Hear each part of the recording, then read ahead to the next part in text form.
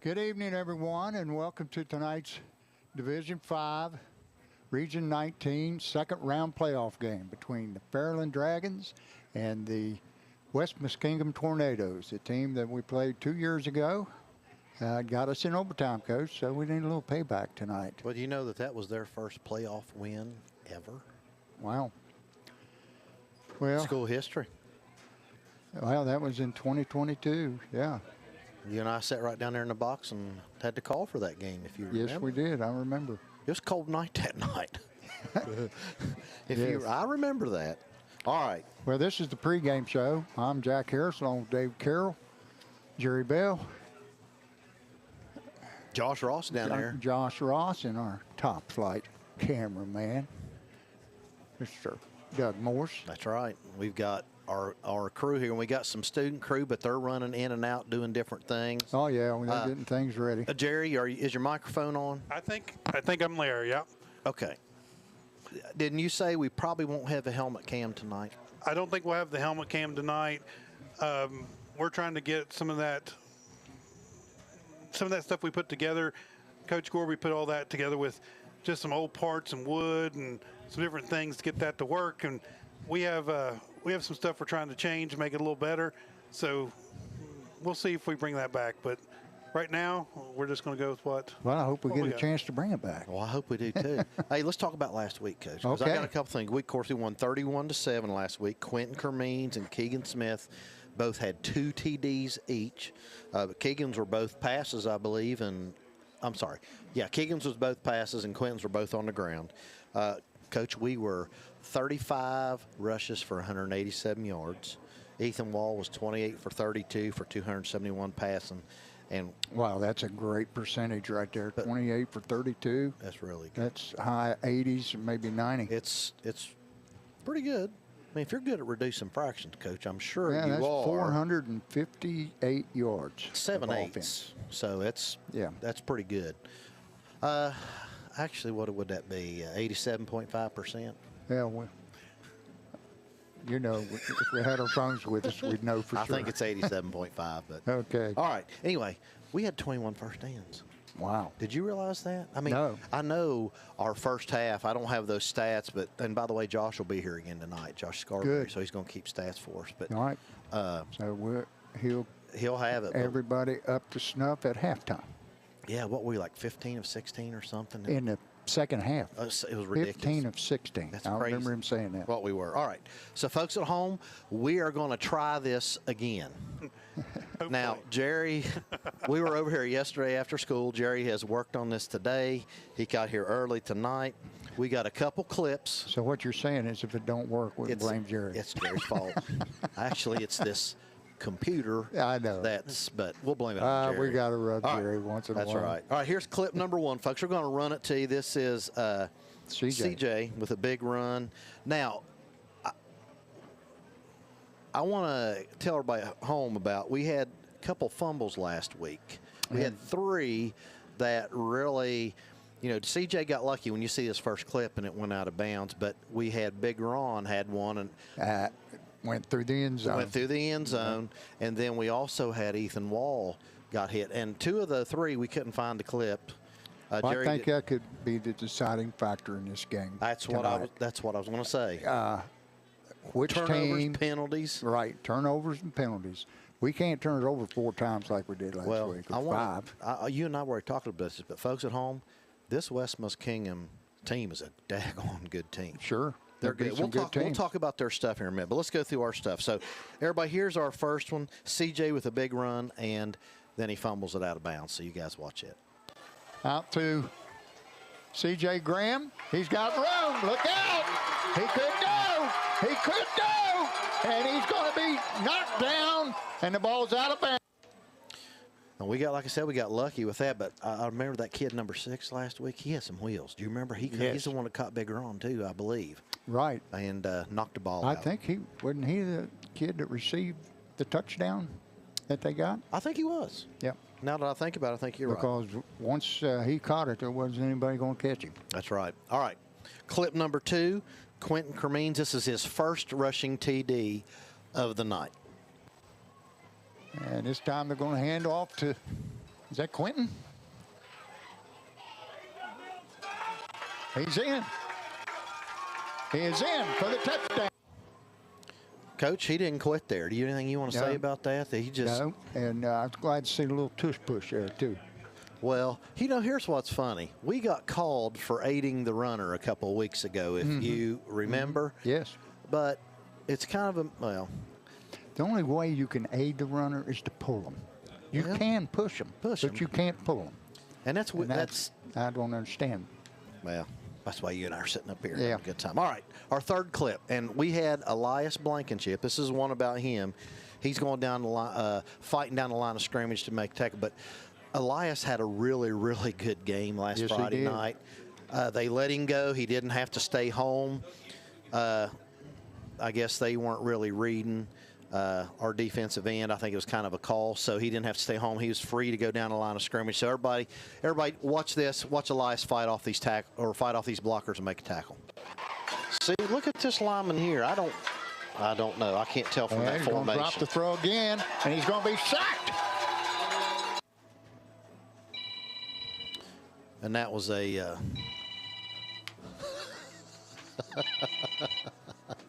all right. That was Elias, and he had a really good game. All right. Clip number 4 is Quentin Kermeans on his second rushing TD. Yes, we got Kitts and Kermeans in the backfield. And they're going to hand to Kermeans, and he's in. Untouched. So that was a good one. He was untouched. We want to welcome Coach Gorby up here. He's been downstairs taking care of. Well, you know, he's got to do AD stuff. A little bit worried. I have yet to hear from my officials, and we are about 50 minutes to kickoff. So getting a little nervous, but Well, hopefully maybe they're already stuck in that traffic, brother. They could be. Coach, we've had an interesting day around here. You want to talk about that before we finish the dear clips? Lord. I cannot give a big enough shout out to Chad Graham. We've had some lighting issues. Our 60-year-old wire that we have up through here is getting to the end of its life. And Chad was here working on some things for us. My brother-in-law Josh brought him some fuses. At 4:45, we got all the lights back on. So, Oh, wow. Nerves, heart, blood pressure, everything's been everywhere out of whack today.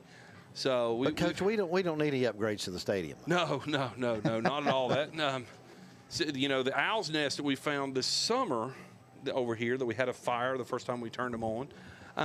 Just every day here at the Concrete Palace and Jim Mayo Stadium. So, well, you know, the infrastructure here when this was built, wasn't made for these new lights that we have now. They were made for these old incandescent bulbs, and things were different. 440 volts going through it, and it's not. But we made it do. We got all the lights back on and everything. We're ready to rock and roll here, just like we always are. Okay, we're going to finish these clips out here, and then we'll talk about some other stuff. All right, clip number 5 is Gabe Polston, 30-yard field goal. Coach Harris with the call here. Egan Smith holding. Here's kick. It's up. And it looks good. And it is. Nice. Coach, that was a pretty nice kick. Yes, Gabe has done a great job since standing in for Aiden Miller. Aiden went down with an ACL tear, and Gabe couldn't take over right away, so we went for 2 a lot, especially down there at Portsmouth, and which paid off. And anyway, Gabe has done an outstanding job. Okay. And that's one of the things. Gabe come out preseason for us, handled the kicking duties early. Aiden had got hurt in preseason. Oh. So Gabe had got his 10 days, acclimation days in and everything he needed to get in. And then when soccer started, Aiden was our kicker. So Gabe would just come over and practice once in a while. And then when Aiden got hurt, soccer season ends. Gabe's a heck of a soccer player. Also, he stepped back in for the kicking duties. So if you remember, Gabe was our kicker 2 years ago. Yeah, he was. He was our full-time kicker 2 years ago. So he's been in this situation before. All right, clip number 6. It's a Quentin run.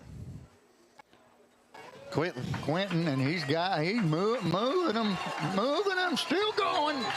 Man, what a run. Oh. And what happened at the end of that, Coach? He got stripped. Got stripped. How many did they knock out last week? 4 or 5?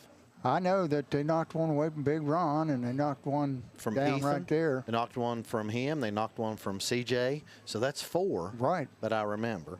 All right, so we had that. And like we said earlier, we can't do that tonight. No. Can't do that. No, we you're gotta take getting care too of the ball. deep into the playoffs. I know it's just second round, but that's deep. That's right. You know, you only got 2 more before you go to the state. Well, like I said, these guys aren't slouches. So here we go with this next one. This is a clip with CJ, and it's just a clip of him in pass coverage, and he makes a great play. Just kind of watch here, folks. Makes a great read. They're looking to get on the scoreboard. We got to tighten up here. Yeah. Oh, it's not going to go anywhere. And look who's there. You reckon their coach seen those strips and told their kids to try to strip it out tonight? I guarantee you they're going to be trying to get the ball out. It's my understanding they led their league in takeaways. Oh, wow. Really? So, See, I didn't know. From my understanding, what I've heard in some conversation and everything, they're creating 2 or 3 turnovers a game. That's a tough So- league, too, Coach. Oh, yeah. It really is. Is that the league Crooksville was in? Yes. When you were up there? Still are. We'll talk about that here in a minute. They waxed Crooksville. Yeah, they did. All right, here we go. Clip number 8, Keegan with a TD pass in the third quarter. And Twins right, 1 left. Send Bumpus in motion again. And Okay, this he's gonna time throw the gonna fade. throw deep, and he's got it for the touchdown.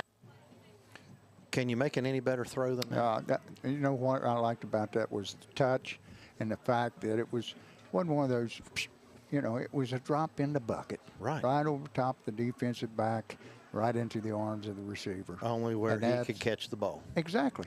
It's beautiful. All right, last clip, everybody. This is Keegan's TD pass in the fourth quarter. 2 back set. Ball takes a snap. It throws it to touchdown. Just a nice little slant. He threw it low where You know, only Keegan could get it. is a tall kid, and he went right down there on the ground and caught that thing before it hit the grass. That's right. Was that 4th down on that? Or was I don't that know. 3rd down? I can't remember. Okay.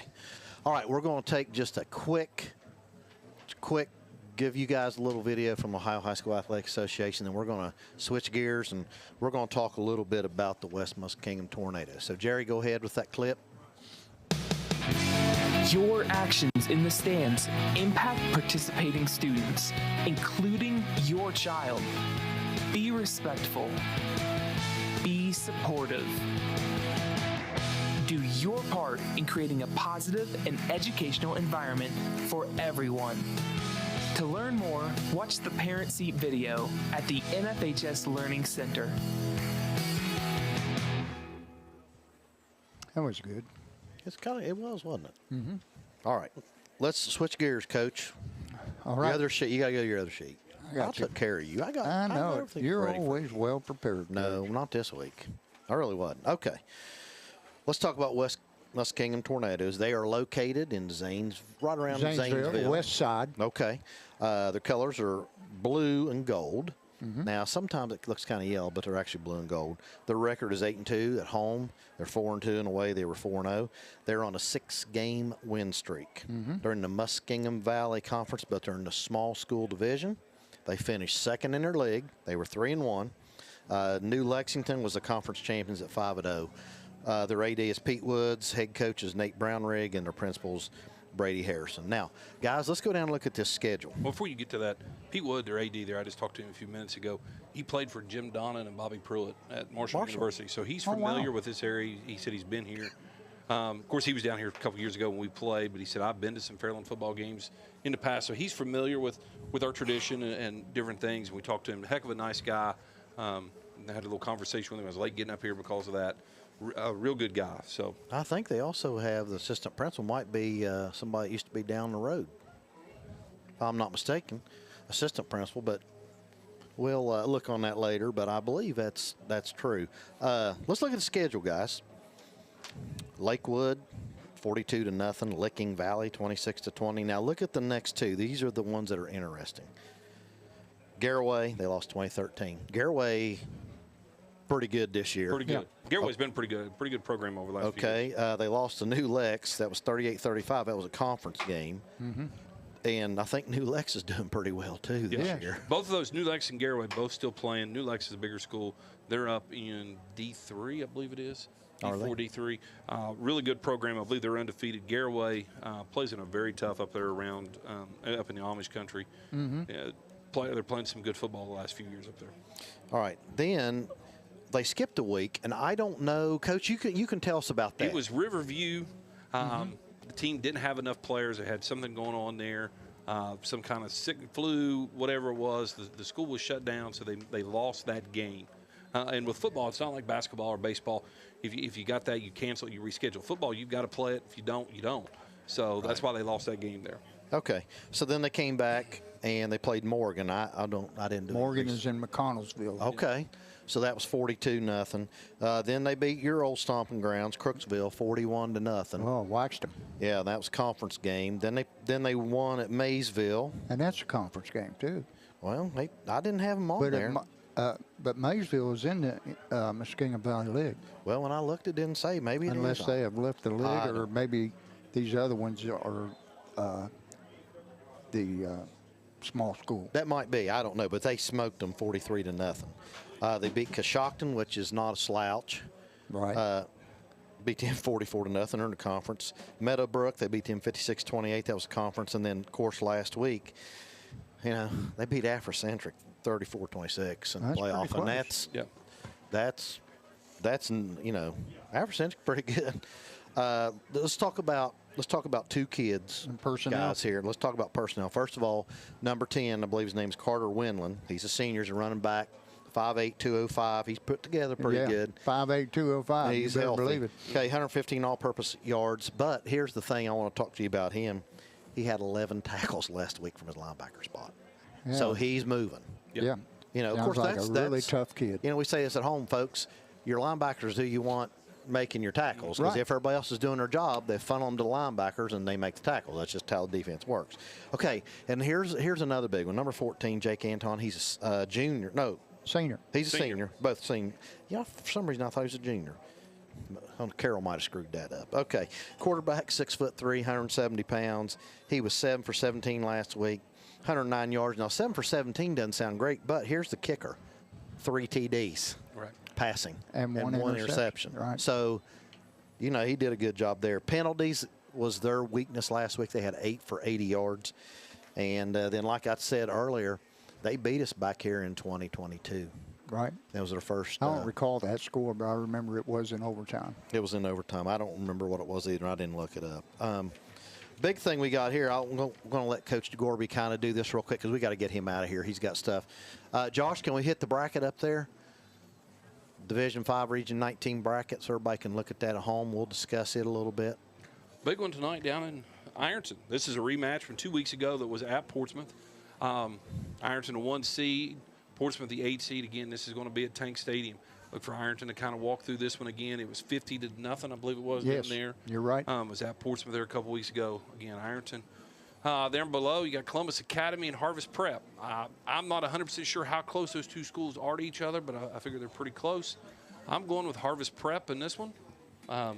Yeah. That's the only Harvest school Prep. to beat Ashland. Ashland Tomcats. Yeah. Beat Ashland Tomcats. Then they And beat them Yeah. pretty And they beat Wheelersburg. pretty good, didn't they? Yeah, they beat Wheelersburg at Harvest Prep earlier in the year. So, Okay. Looking for that Ironton Harvest Prep matchup next year. That will probably go Chillicothe, Jackson area, depending on how that goes. We go neutral site next week. Right. Let's go over to the bottom on the other side. Union Local and Wheelersburg. Wheelersburg beat Barnesville. Barnesville has beat Union Local. I think it was 56-0 in the last game of the regular season. Yeah, well, Okay. Let me ask you this, Coach Gorby. If Wheelsburg beats Union Local and the Fairland Dragons beat West Muskingum, when do you think that's played at? Portsmouth? I hope that game stays in Lawrence County. I think we have a school in Lawrence County that might. That might want that. But- I think we got a couple in Lawrence County that may Yep. be trying to host that one. I'm hoping. I know for That's sure where it what, goes. but I'm not allowed to say anything. Right. So, Yes. So I'm going to ask you. well, I'll tell you off the air, but Okay. we're Yeah. not. We can't. we're hoping. Yeah, we can't say Pick anything. Wheelersburg in that one. Wheelersburg second long bus drive in the playoffs, and then of course the top one, Fairland Dragons, West Muskingum. We got to go play. We're pretty evenly matched across the board everywhere. I think we're a little bit better on the offensive line than what they are. I think we're a little bit better on the defensive line. we cannot allow 14 to get on a roll and start throwing the football. We can't allow them to turn the ball over either, like we did last week. The big thing is with 14, if he's on the run, he throws a better football. Got to keep him in the pocket. He's not a big pocket passer. He doesn't want to step up in the pocket and throw the football. He wants to get out, roll out a lot. So our defensive end's got to do a good job of containing, keeping him in the pocket, and make him throw the football from the pocket. And if our defensive line plays well, I noticed that they had 8 penalties for 80 yards. Was that 10 holding penalties? I don't know. I don't know. It's a lot. I mean, we don't know. Sounds like it. You know, Well, 10-yard penalties. How many 10-yard penalties on the offense can you have other than holding? I tried to find the information. I couldn't find it, so I don't know. Guys, I appreciate one big shout out. Nikki Hayes, very successassual blood drive today at the high school. All right. Very proud of how that many goes. pints did you hear? I never did hear. I'm not a big blood connoisseur, so I didn't go down there and ask today. Again, big shout out to her for that. We're looking forward for a very exciting ball game tonight. And guys, about 2.5 hours, I'll be back up here celebrating with you guys. I certainly hope so. Appreciate it. Thanks, guys, for having me up. I appreciate it. Thank you. Thank you, Coach Gorby. Get to work, big guy. So we're going to, Jerry has gotten another alma mater. I did not ask him where he got it. Jerry, where did you pull this one from? Well, this was a short week for us with Monday being parent-teacher conference, no kids in the building, Tuesday being the election. So Wednesday, Thursday to try to get that filming and stuff done was just too quick of a turnaround. So we went ahead and we pulled one from the beginning of October. It's got a lot of football players in their jerseys and stuff getting ready to go. So I think it's a pretty good one. Okay. All right, let's take a look at that. And here's CJ.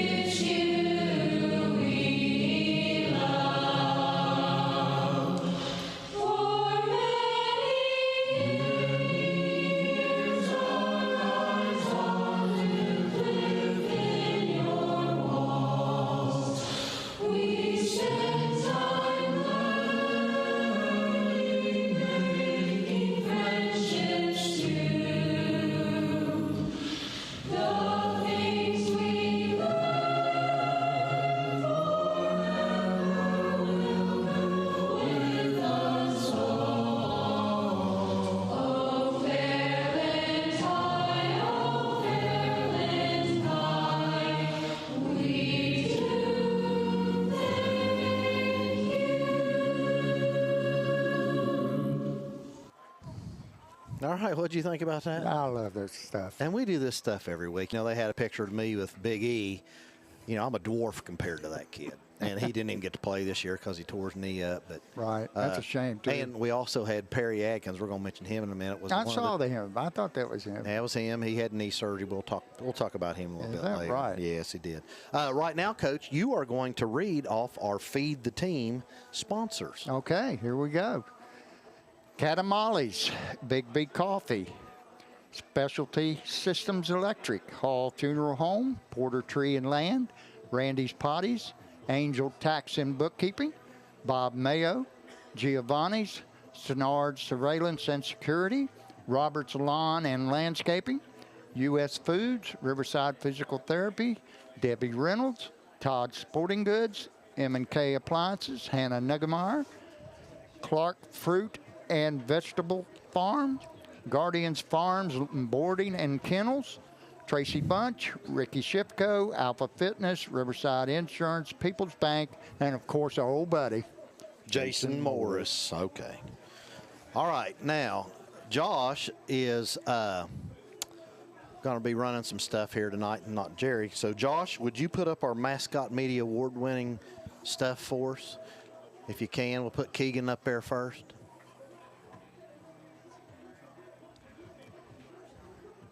Maybe. Who is it? Oh, Josh? Yeah, Josh has got that tonight. He's We're trying to split the There it is. between multiple computers to see if we can get that to run a little quicker.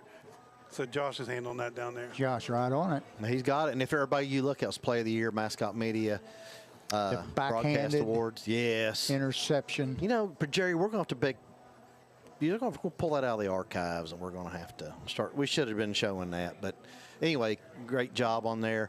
And also, Mr. Jerry Bell, he was our Mascot Media Broadcast Award. He was the Teacher of the Year. And it's all over the country, Coach. People don't realize. You know, Ohio has 800 All they got to do is high come up schools. here and look around. Well, everybody that comes up here is pretty impressed, I will tell you that. Yes, that's for sure. Jerry, you've gotten a lot of compliments, and Jerry's got a new toy we'll talk about later, and he's been doing some stuff with it and making some upgrades. We'll show you all that a little bit later. All right, we also had a couple weeks ago, we had a little thing that happened about 10 miles down the road. Yeah. And we wanted to kind of pop up on the screen for you. Mr. Christian down, he's the principal down at South Point Elementary. We just want to let you know we're thinking about you, and we hope for a I think he's doing really well.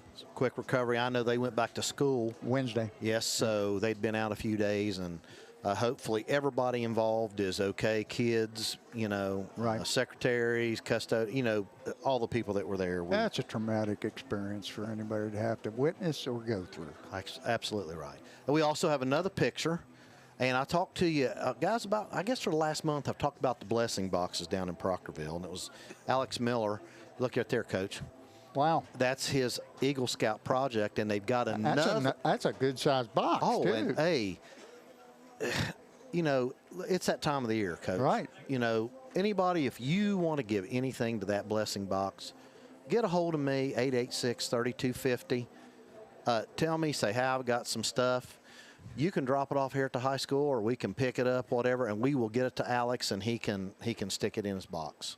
And that's for, you know, the families here in Proctorville and the local community, and we really appreciate that, and that's a really, really good project.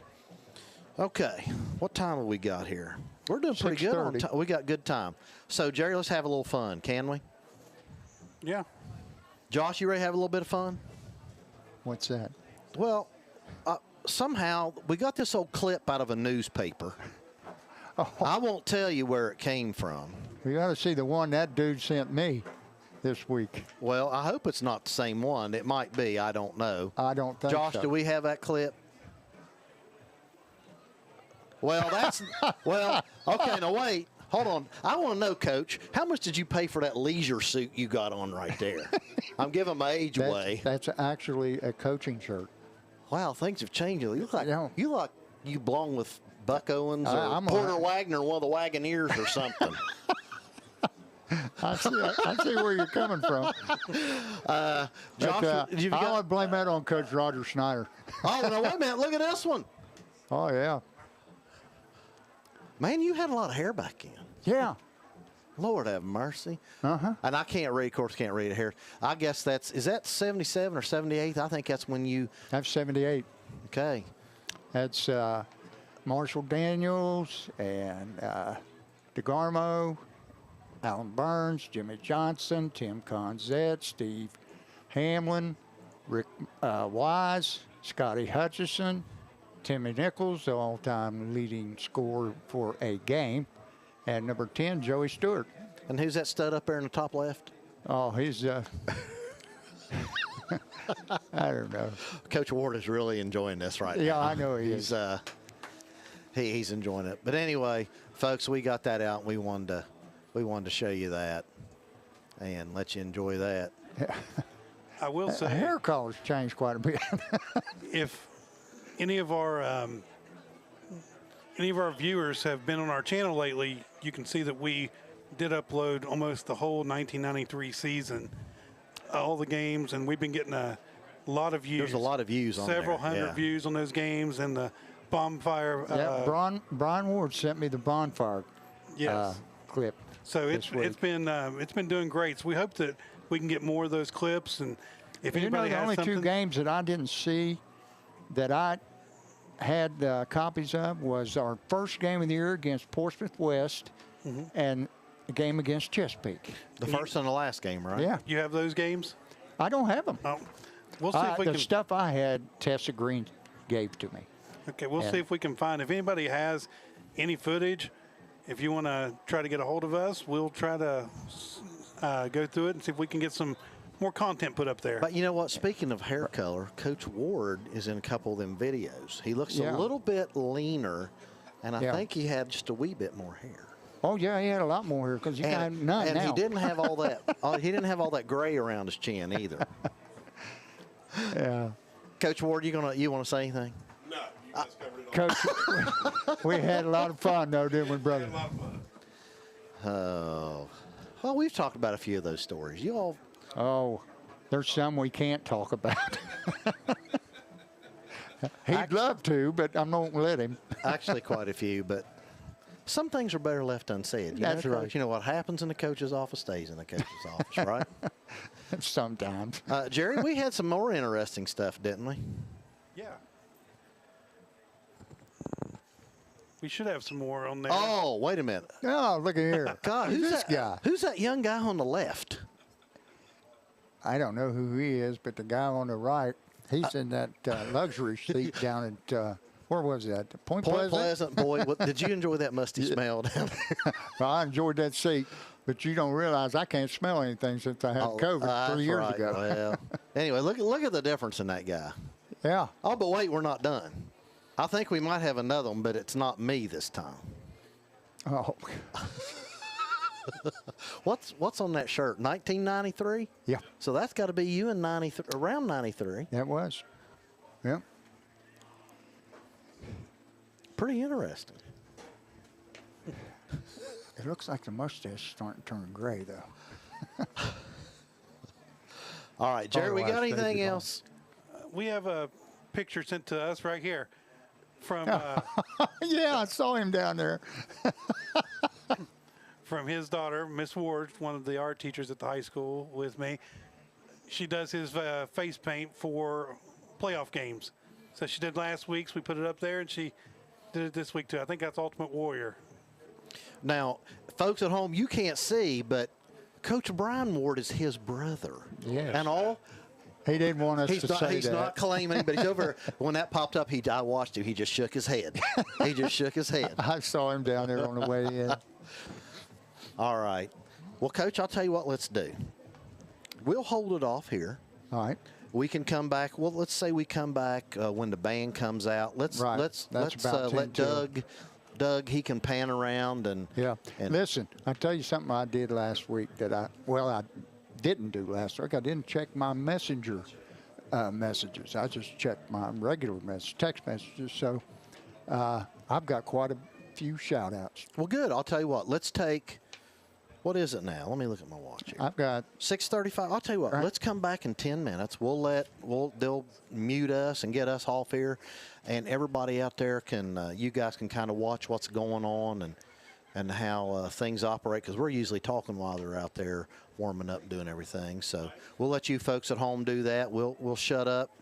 I would say Jerry'd put some music on for you, but we'll just let y'all listen to the crowd outside. How's that Alrighty. sound? Hey, and you can get you something to eat. okay. All right, folks. We'll be back in about 10 minutes. All right.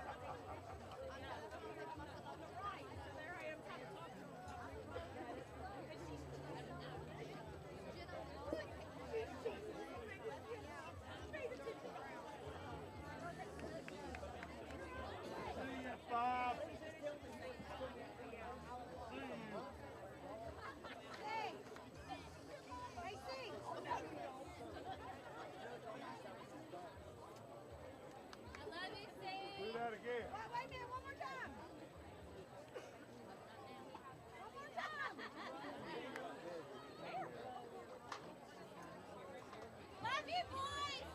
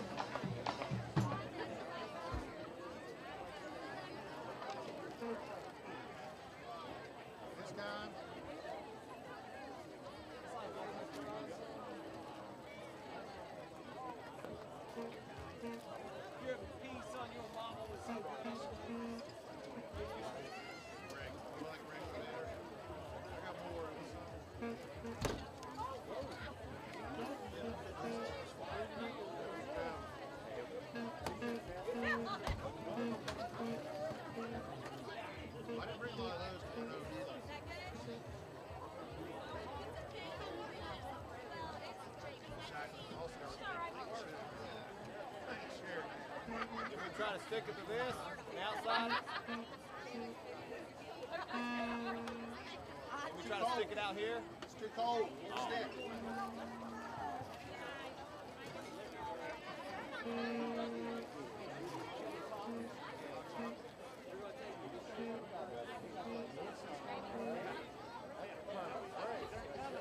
Okay, Coach Harris, we are back. All right. I feel much better. Oh, good. Hey, we got just a couple minutes. You said you had some shout-outs. Why don't you give them to us? Well, first of all, let me welcome everybody to the Concrete Palace and the second round of Division 5, Region 19 playoff football. Tonight, the Fairland Dragons, number 2 seed, taking on the number 8 seed, Muskingum, the West Muskingum Tornadoes. First shout out, and most important, has got to go to the Pegster. Yeah, you better. Oh yeah, you better. Yes. I got a lot of people think my wife underwent some emergency surgery Wednesday, and she got to come home. She was on her way home when I left to come down here, so I still haven't got to see her today, but I've been with her the last 3 days, and she's doing a lot better now, and craziest thing I ever heard of, but anyway, we won't go into that. But she's doing well. She's doing a lot better, and she's on her way home. And I want to thank Ashley and Matt. They work over at Cabell, as well as Holly. And a shout out to her husband, Keith. And, of course, I can't forget the grandkids, Stella Grace, Lola Jean, Cash, Harris Whitley, Rosie Jacks Donahue, and little Frankie June Donahue. I know they'll all be watching. But some people that I wanted to shout out to is Mark Bailey and his wife, Beverly. Saw them at the voting booths and told him I'd give him a shout out. I've known that guy since the day I moved over here. Anyway, another good friend and a fellow, he went to school with my brother, Rick, is Dave Hogue. Dave is down south somewhere, but Dave, we appreciate you watching. I also got a message from Terry Brammer, and she says to say hello to John, Jared, and Chuck. So hello, Terry. Here's your shout out. And you probably know these people, Frank and Dolly Williams. Mm-hmm. Yes, they Absolutely. watch all the time. So he didn't know I was going to give him a shout out, but I did anyway. They're good people. Dolly's one of the very few people who can read my signature. I must have been from she's a dandy. She worked up at the board office for years and years and years. And Frank, you can't beat him. Well, I've got several I want to get, but I think we're going to do the national anthem. So, Coach, we'll come back and hit some of those later. All right. We'll just take a pause for the anthem.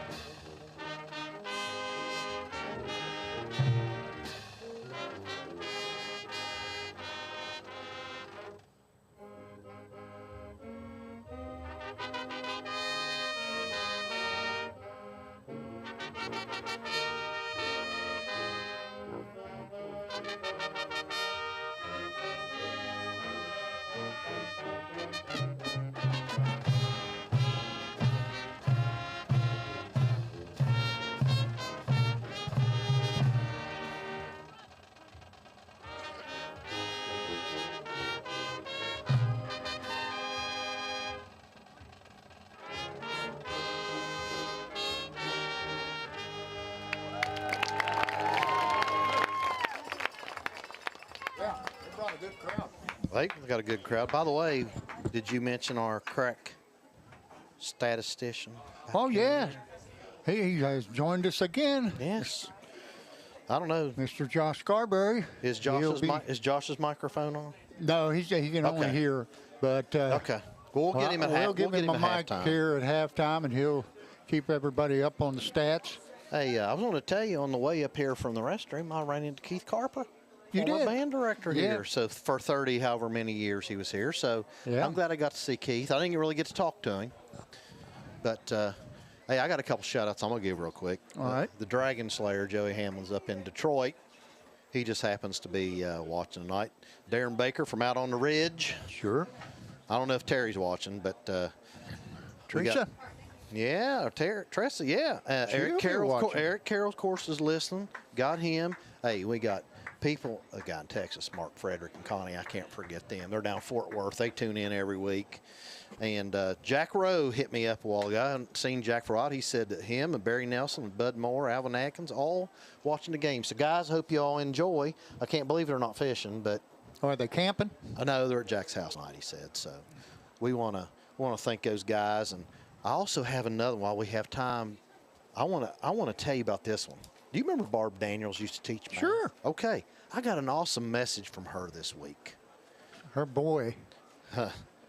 Well, let me tell you this. She said, Dave, this is Barb. And her and her husband Rick said they're now living in Pickerington. He said, we just wanted to say that we really enjoyed the broadcast on the Fairland Dragons Network. Our son Joe from Carmel, Indiana, I guess that's how you say her, Carmel, I don't know, also Carmel, watches and says the FDN football broadcasts are superior to those of his local 5,500 student high school.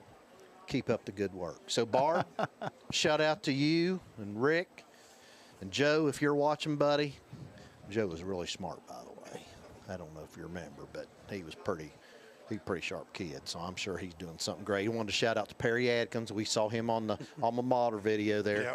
He had knee surgery this week, and he is doing great. So we want to shout out to you. I saw Lonnie out there a while ago. We want to shout to him. He asked me if we wanted any Taco Bell. I told him no, we would pass because we were old and we couldn't get up and down the steps enough time. I have to go to the restroom after we ate that Taco Bell. A good point. So you got to read this one text I got from my good friend down in Ashland, Dave Arthur. I can't read this, but you can. Oh, it's not. It is hilarious. Oh, no. Read it all. I did, but I can't read that out loud. Is that funny or It's what? funny. But, Yeah, that's the hey, one. Josh, have we got the overlay from Tiffin? Can you get me that, the Bree overlay? Talk to Bree Allen a while did you? ago. Now, you Yeah, folks at home. shout out to Bree and Kylie Bruce. Right, Starting their college careers. Bree is starting hers tonight. Yep. Okay, but I don't know if you know this, but she hurt her knee. Oh, no. So she's not getting to play tonight. But anyway, I told her, because I sent her a message, I said, you know, where are you? I wanted to make sure. And she said, she sent me a thing, and she said, we're playing our first game tonight. And I said, well, we're going to give you a shout out. And she sent me, and there they are. She sent me that. And they're playing tonight at University of Illinois Springfield in Hammond, Indiana. Mm-hmm. And they start at 8 o'clock our time tonight. All right. So, Bree, there's your shout out, girl. I hope your knee gets healed up and well and you get to play. And like I said, Kylie Bruce, she's up at Malone. I don't know when she's playing. I haven't heard from her. So maybe Kelly will send us Kelly something. will send us Send us a message, Kelly, and let us know what Coach, you Kylie's know up they're to. playing against each other Yeah, this they're year. in the same league. Yeah, later. One of them, the one up in Malone, is in on a weeknight, and there's no way that we can go see that one. And the one on the weekend, I think, is up in Tiffin. So maybe,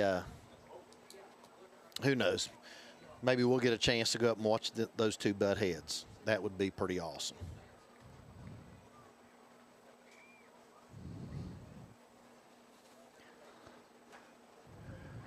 Coach, while you have a second here, I want to thank the students again for coming up here Thursday, setting everything up for us. We got a picture of the crew that was up here, but it's just we can't do it without No. these students doing every single thing. Logan, all the equipment that we have to carry now, they stay after the game. A lot of people don't realize this. When this whole game is done and we end up doing some of the post-game interviews, we're the last ones out of here every single time. Yeah. These kids are carrying stuff over back to the high school, to the media room. because we don't leave any of this equipment up here in the press box, and Right. it is I can't thank them enough the work they do. In this picture, we have Wyatt, we have Chloe, Logan, and Andrew, along with you, Coach, and me sitting there. And guess what? not doing much. Did you tell everybody how that was the fastest we've ever gotten this stuff together? It was. We got it About set an up hour. About an hour, and not only that, the wires are even cleaner because now they know where everything goes. It's just a learning process. Yeah, we've come a long way since that first week. All right, since we got a little bit of time before the game starts, I've got a couple more shout outs. I got a Well, give 'em. text from the Susan Street gang down in Proctorville. And first and foremost is going to be Joyce Root, Oh, because I love her. And she knows it. And I told her that I would take care of her this playoff game, so she gets the first shout out on Susan Street. And her hubby, Mark Root, along with Crawdaddy Mays, and of course Wes and Judy Shepard, Wayne Hager, and Pat, along with Rusty Smith. Of course, he's going to be over there on the chain gang, but his crew is watching from home. That'll be his wife Krista, son Braylon, daughters Amelia and Baisley, and grandchildren Rye and Clay Thomas, or Clay Paul. boy, you got all these names down.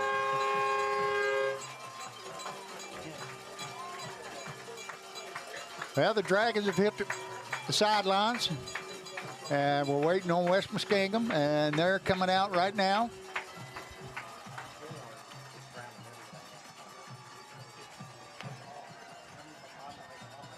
And we're looking for a really good game here tonight, Coach. Yeah.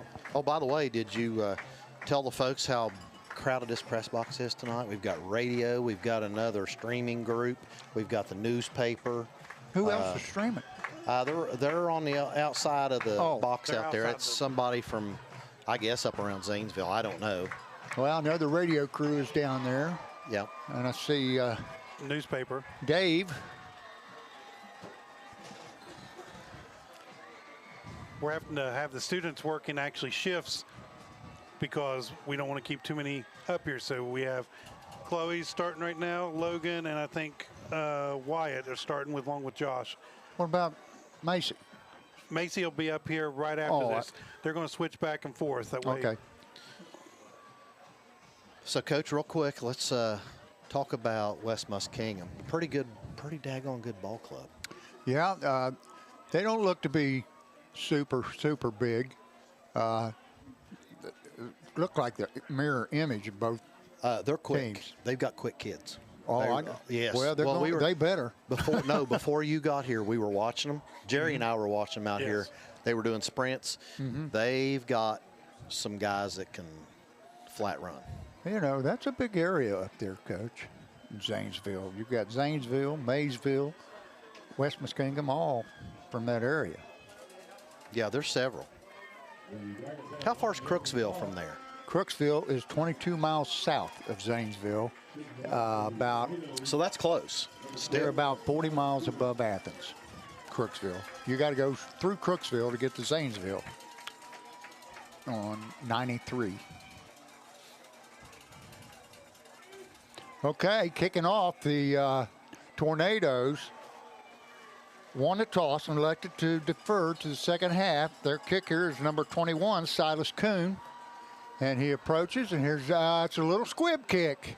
And it's covered quickly there by Elias Blankenship. He jumped right on it. So the Dragons are going to be in plus territory to start the game at the 49-yard line of the West Muskingum Tornadoes.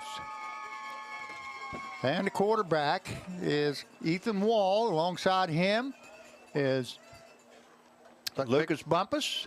We got two receivers right and two left. Moves Bumpus over to the right side. Wall takes a snap, and he looks to pass right off the bat. And he's got his receiver. I think that's, Xander Collins. yeah, Xander Collins. Be a 4-yard gain. Be second down and 6. Ball at the 45. Quickly, Dragons up tempo. And they're going to hand to Lucas Bumpus, and he gets drilled in the backfield. He's going to go down for about a 1-yard loss. Yeah, and Cornwell brings up third down and 7. Garrett Cornwell, his man fought right off the block, made a great play right there. They're in a three. Looks like a 3-4. front. Oh, that's got. Oh, that was pretty quick right there. I think they could have threw a flag right there, Coach. That's going to bring up 4th down. 4th down and 7. 2 receivers right, 2 left.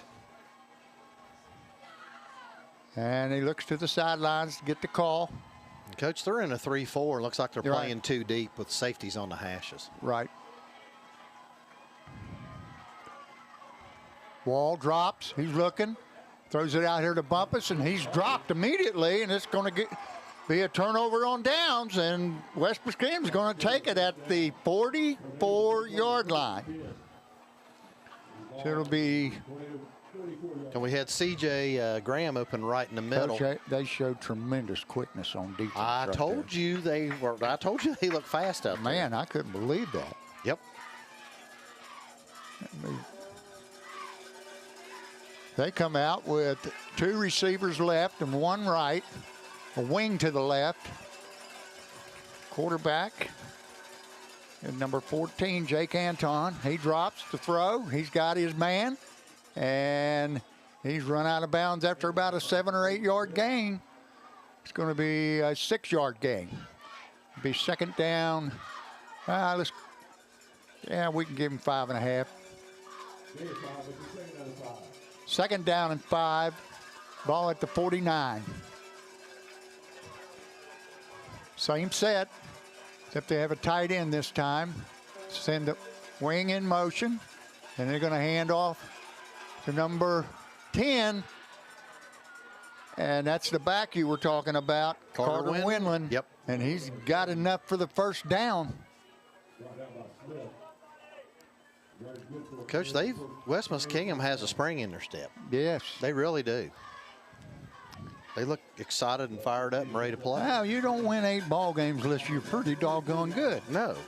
And You 6 don't. in a row, and they're got the momentum right now.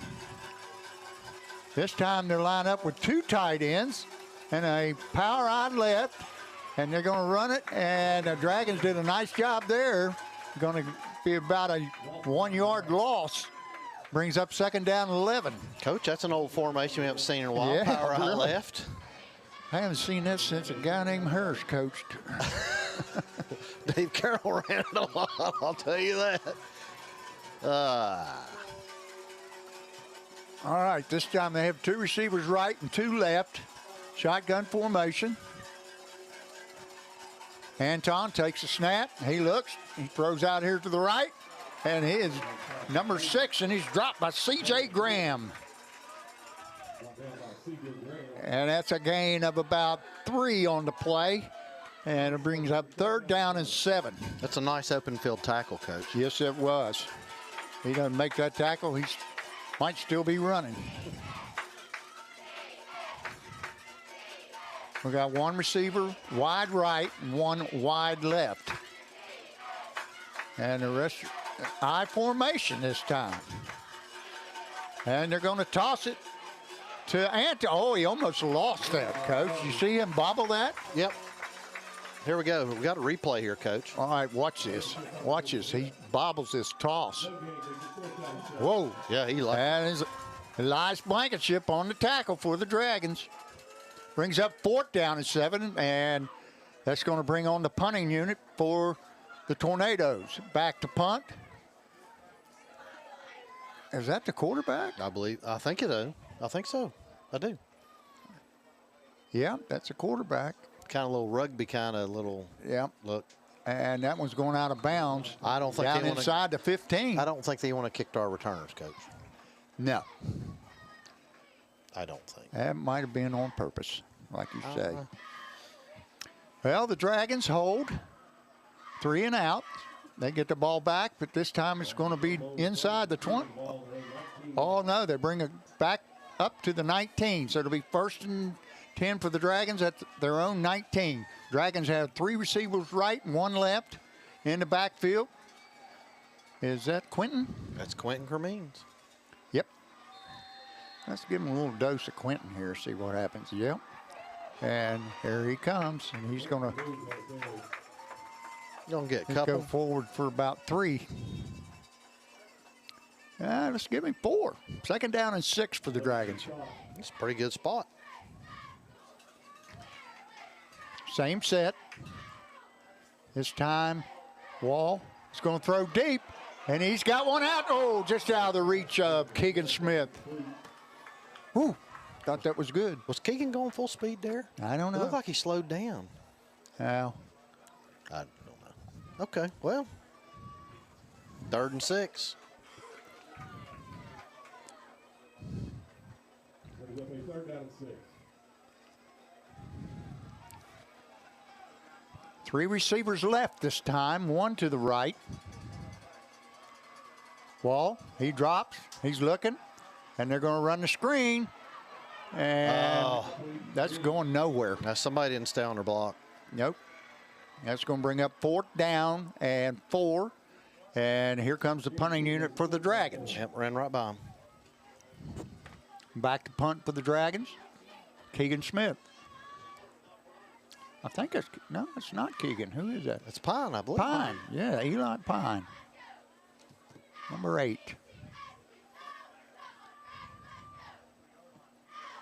Pretty good kick. On the receiver is number 11. He got a running start. And it looks like Eli Pine was the one who made the stop, Coach. Could have been.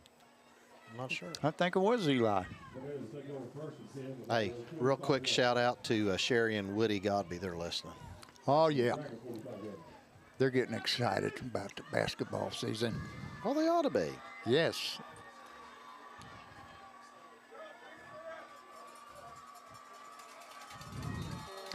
Two receivers left, 1 right with a wing that goes in motion. And they're going to hand to Winland, and he's going to be brought down, and the initial hit is Quentin Cremines. Yeah, he broke a tackle there. Looks Yeah, like. he got about 1.5 on the play. He runs hard. Yes. And it's got the makings of a good game, doesn't it? I had a lot of people ask me. I said, this is going to be a really tough game. They're good. Yep. All right, 2 backs this time beside Anton. Anton, he fakes, and he's going to run. It was a design quarterback draw, and it's going nowhere. Matter of fact, he's going to have a loss on the play. It looks like we were sending some people too, Coach. A little blitz right there.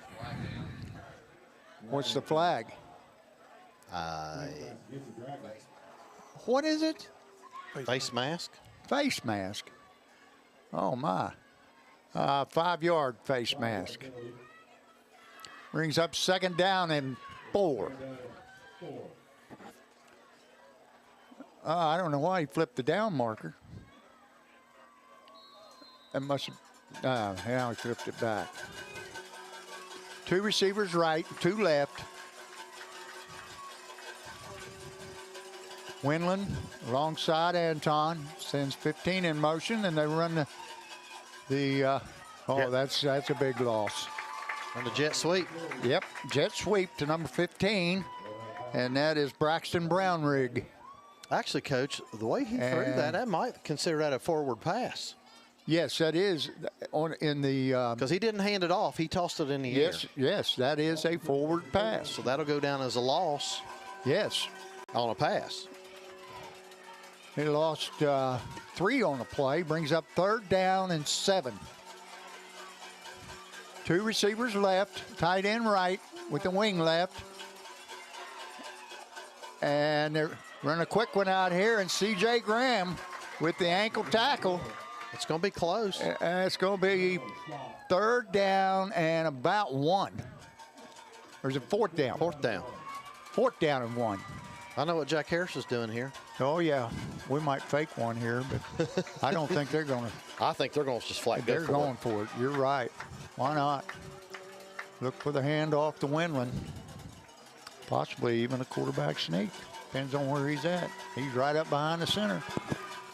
Power eye left. And There we go. That's going to give him a first down. And that was Dylan Stone jumped in the neutral zone. And that's Dylan coming to the sideline.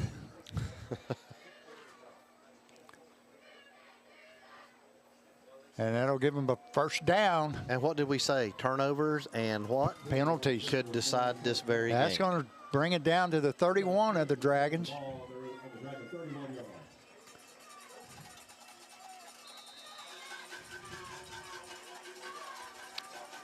And they're in the power eye right this time. Look for the toss. There it is to Winland. And he's not going very well. He's still chugging. Broke a couple tackles right there. Yes, he did.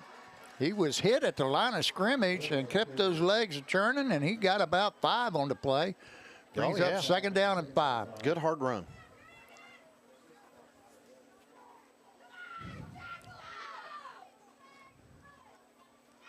I think you're going to have to hit that boy a little lower. When he the one is 5'8" and Yep. 195. 2 Power and eye 5. right. And they're going to ISO. give it just an ISO. And he gets enough to get the first down.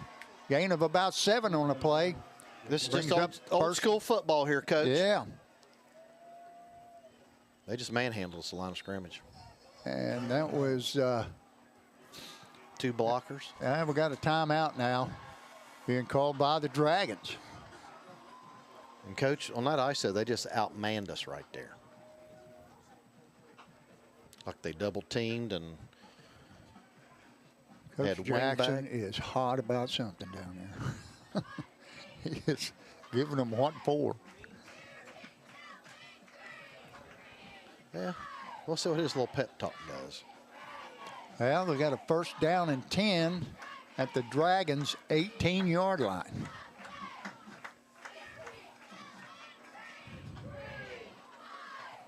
I'll make it 17.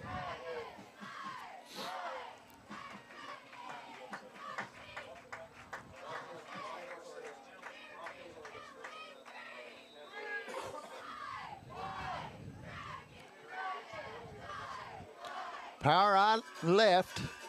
Going to hand to Winland again. ISO again. And this time I can see Bumpus on the stop along with Cremains.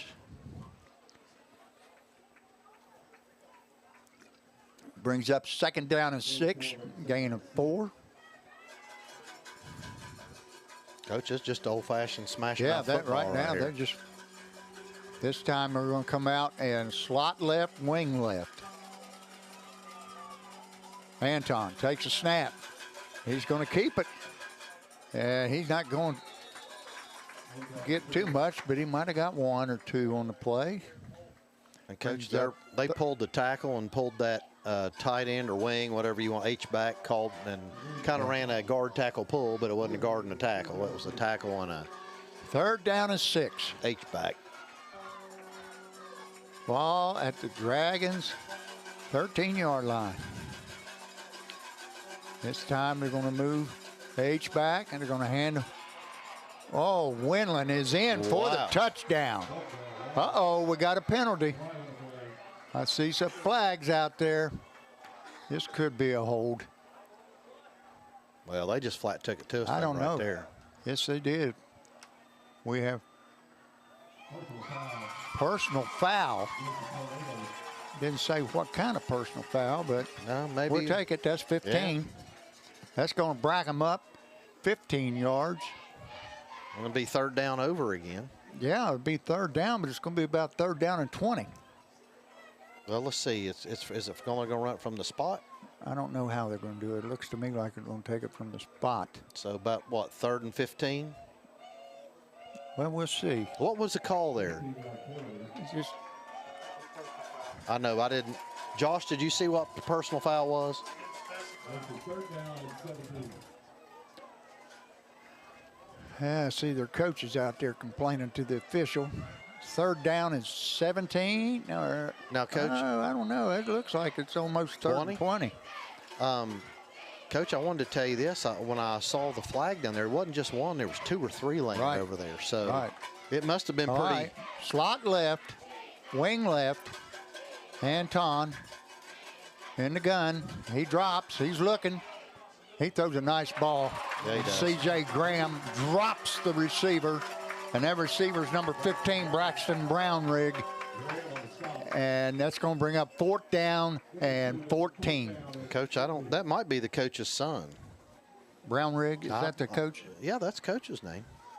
Yeah, that's right. You're right. Yeah, his name is Nate And Brownrigg. what are they going to do? They're They're going to gonna go go for for it. 4th and 14.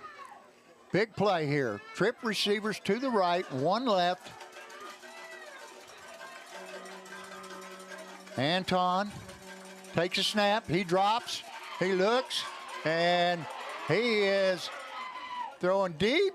And that is, knocked down. That's a good job knocking that down. If he catches it, we start deep in our own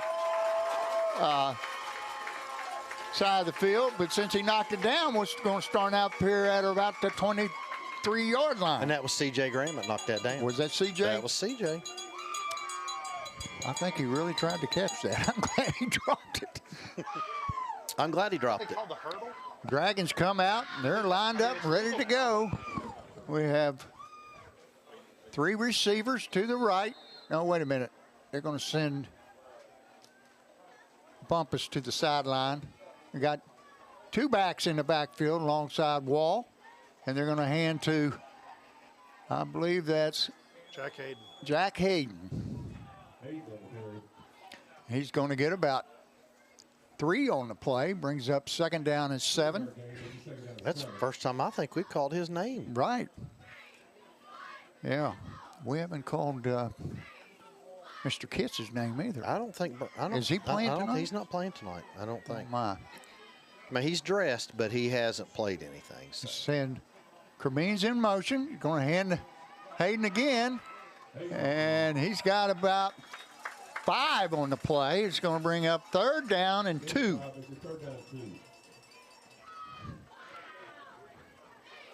Okay. In the backfield, alongside Wall, is Cremeen's and Hayden. 2 receivers left, 1 to the right. A little Quentin Cremeen's right here, I think. Yeah. And Quentin's got the 1st down.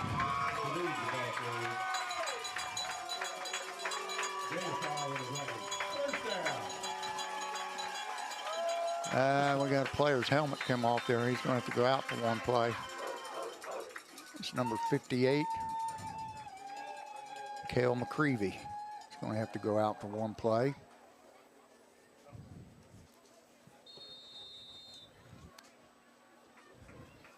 Dragons come out, 2 receivers right, 1 left, working with the 2 backs in the backfield, Cremeen's and Hayden.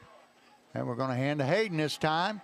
He gets a little crease, and he's got about 5 on the play.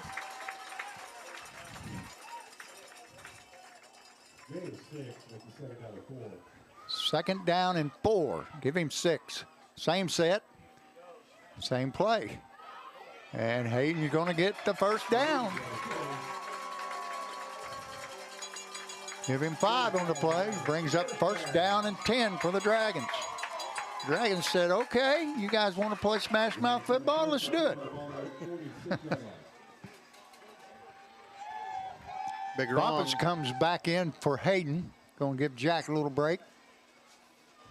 2 backs on each side of the wall. Going to send Bumpus in motion. Going to hand to Cremeen's. And Cremeen's is chugging forward for about 6 on the play. Brings up 2nd down and 4. Ball at the West Muskingum 49-yard line.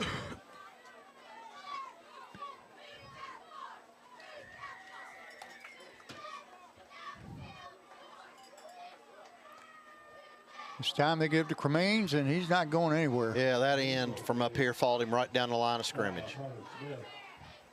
And Garrett Cornwell lost his helmet, and he's got to come out. Elias Blankenship will go in and replace him. I don't think Coach Jackson's real happy there. He's giving the official an earful there.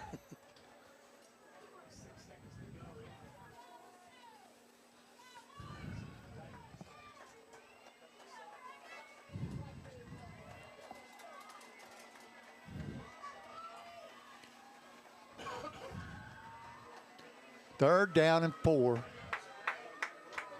No gain on that last play. I don't know, that must be the end of the first quarter, and it is. Your score after 1 quarter of play, the Dragons nothing and the Tornadoes nothing. Great ball game. Yes, so far. Coach, I want to go ahead. A few jabs and right hooks here and there, Yep. and the same thing the other way.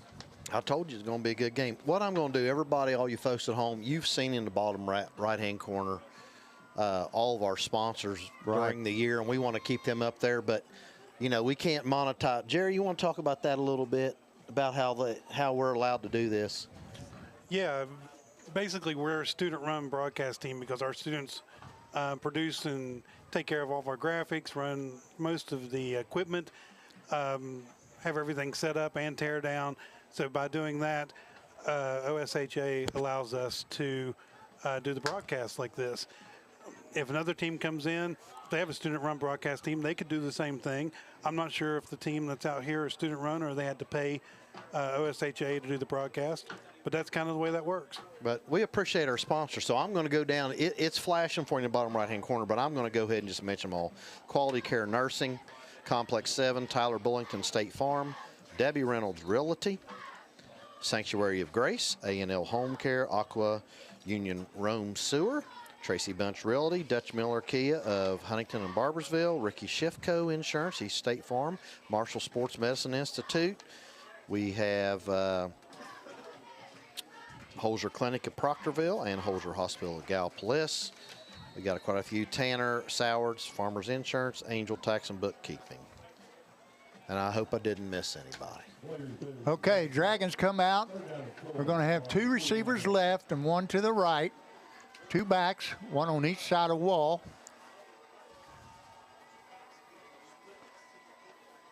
Third down and 4. Wall looking.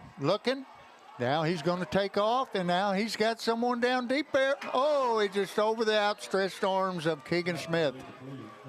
Brings up 4th down. We got a flag on the play. Probably a hold. Holding. I can see the signal. Well, they might decline this. They might. It'll be 4th and 4, or it looks like they're going to take it. Okay.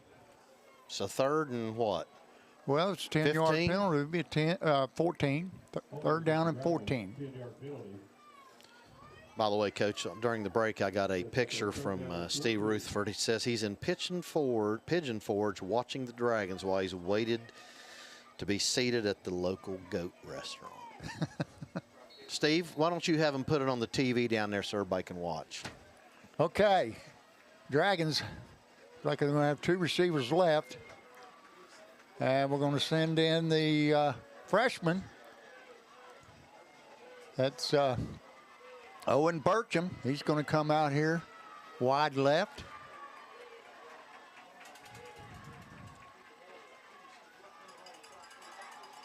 And they're going to run the quick one. And we didn't block him at all. Owen Burcham did not get his block. Didn't get it at all. Watch.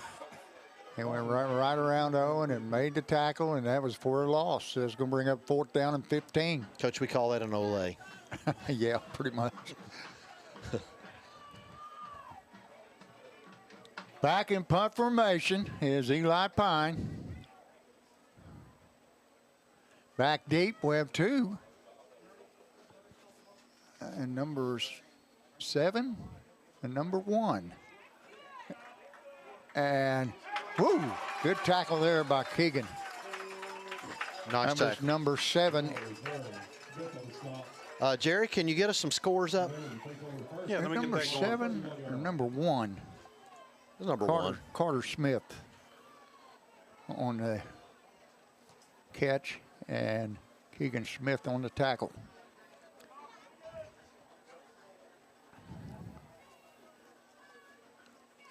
So the Tornadoes is going to take over at their own 30-yard line. I'll make it 31. They have two receivers out wide left with the wing left. Anton takes a snap and he hands to Winland. And he is going to be stopped after about a 2-yard gain, brings up 2nd down and 8. I think Quentin kind of missed a tackle there. I think he scraped. Here's our scoreboard, folks. We hope. What's up, Dayton? All right, there you go. Look, Portsmouth West is down 2 scores. Ironton up 14-0 in the first. Look at Pirates that. are down. Yep. All right, go back to. We'll hit that back here in a minute. All right. One receiver each way.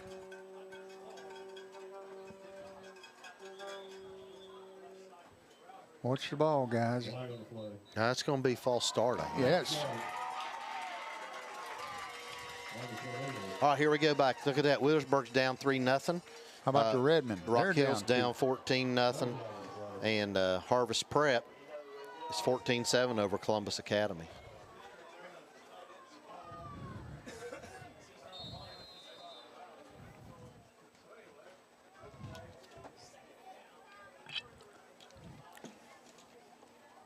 Yeah.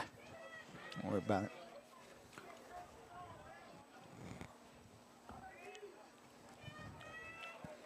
All right, 2 receivers left. Tight end to the right with the wing left, goes in motion. And there's Fumble. a fumble. And whoo! Somebody let him up back there.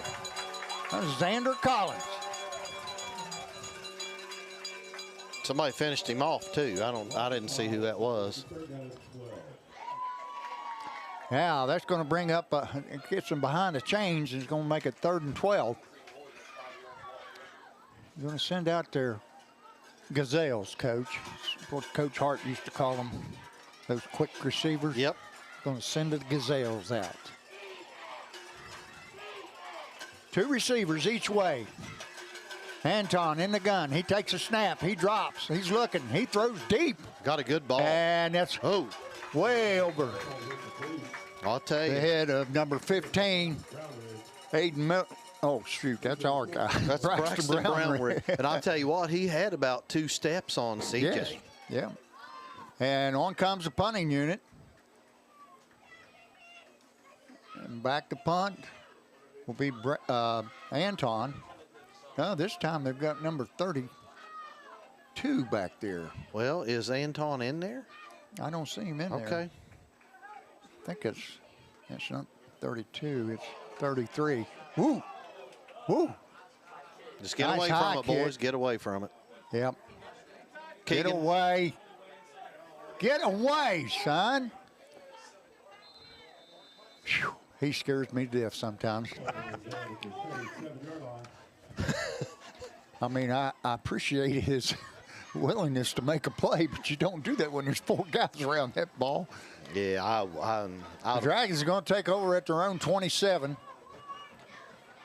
We have 3 receivers to the right and 1 left. Quentin Cremines alongside Wall in the backfield. Wall takes a snap, hands to Cremines. He plows ahead for a couple. Give him 3. Brings up 2nd down and 7. Ball at the 30-yard line. Gain of 3 makes the 2nd out of 7. Same set, 3 receivers to the right, 1 left. Oh, there's a false start. And that was on Dylan Stone.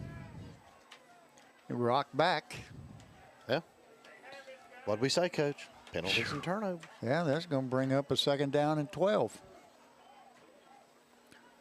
Puts the Dragons behind the chains. Your sister said she's watching the game with the Pegster. I know it. She sent me a message, said that's hilarious. You know what she was talking about. Don't you? Yes, I do. Oh, nice catch. C.J. Graham went down and took that one right off the top of the ground. And it's going to bring up 3rd down and 1. Somebody's got, come on, Mark. There's a handoff to Quentin Cremains, and he's got it. Boy, he got a good spot right there. Look Well, at this. he hit pretty good in there, pretty good.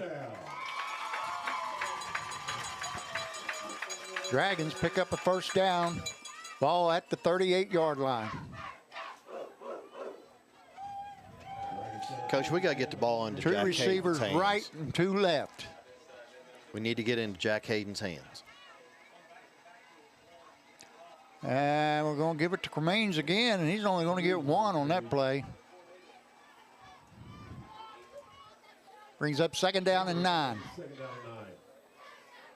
Ball at the 40-yard line.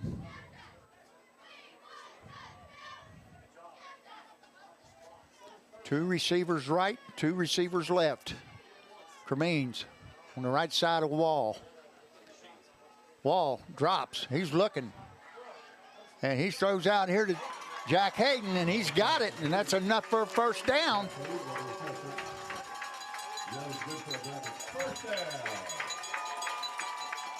Coach, good call there. We need to get the ball to Jack Hayden. Well, And that was Jack that made that reception. we got to get into his hands. Are you calling plays up here or what? Well, I think they heard you. you know, you and I've done this for a long time. We can watch and see what, know our kids. We've been around them long enough. 2 receivers each way. They're going to run the quick one out Nope. here, and that's a bad toss. I tell you what, Coach, you know, we've tried to run those quick ones. We haven't run one correctly yet. And they're fast. Yes. I think we need to take advantage of throwing the ball downfield, just like we did on that last one. I agree with you wholeheartedly. Let's hit CJ down the middle here. Well, like I said, they're playing a cover 2. Well, they're a quarters coverage this time, Coach. They got 4 Wall deep. drops. He's looking. He's throwing deep this time into double coverage, and it's caught. Boy, Wow. that brought back memories of Portsmouth right yes, there. it did. Look at that. High point And that right ball. up there and got it. That's a great catch. And that brings it all the way down to the 10-yard line.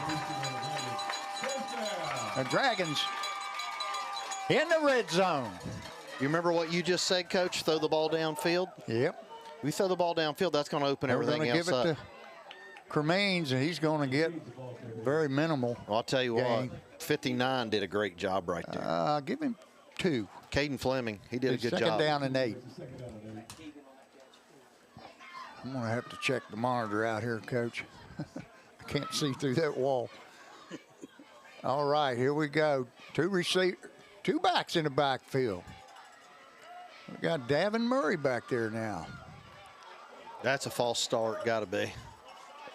Oh, he caught it for a touchdown. Now, there's a flag on the play. We had a false start. I don't know how we had a Something. fast start. Or illegal. There was something. Illegal shift. There was something. It looked funny when he snapped the ball. Well, it looked like he snapped it early, but if he snaps it early and nobody moves, I don't see how you get a false start out of that. Well, that's true. We weren't down there, so we don't know. No, well,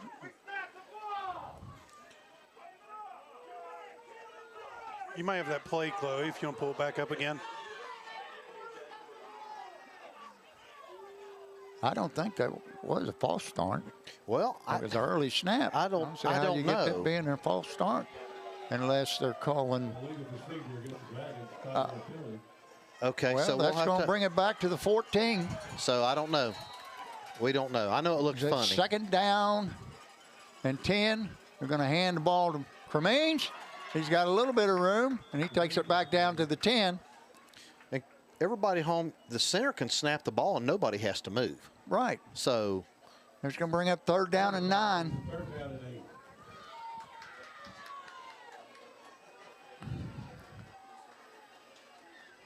Jack Hayden comes in for Davin Murray. They're going to move CJ over here alongside Keegan and Jack. Xander Collins to the right.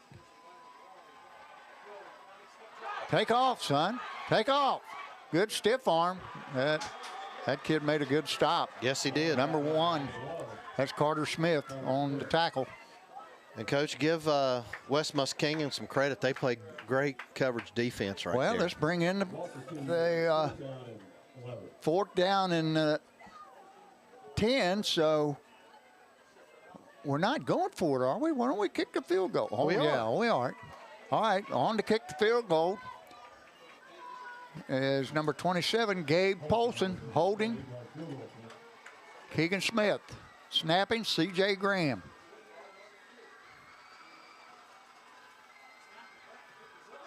And it's blocked. I don't know, where'd he come from? Let's see if we can watch a replay right here. He came from the left end. Who is that wing over there? I don't know. Somebody missed a block. So still, with 4 minutes and 53 seconds to go here in the first half, still no score. Dragons had a great opportunity there and let it slip away. Penalty hurt on a touchdown catch. So I'll beat a dead horse. And What'd we say about the game? Yeah, turnovers and penalties. Yep.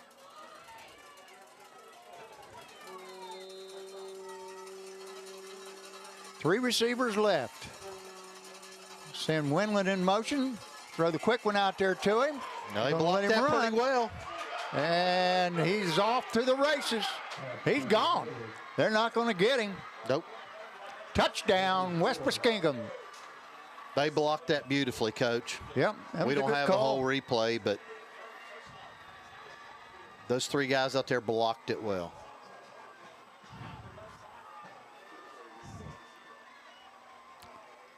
So,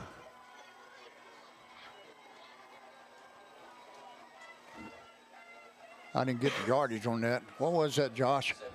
79-yard touchdown. He's got some wheels on him. On to kick the extra point, number 21, Silas Kuhn, left-footed kicker.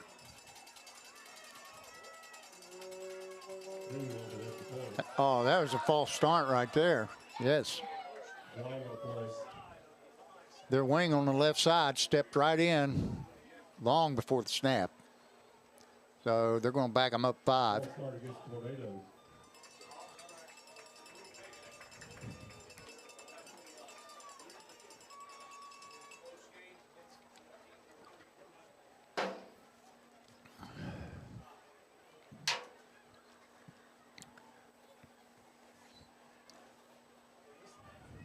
That backs the Tornadoes up 5.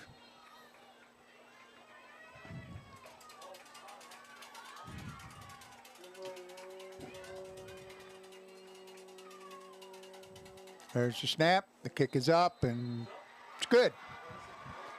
So with 4 minutes, 39 seconds to go here in the first half, West Muskingum strikes first.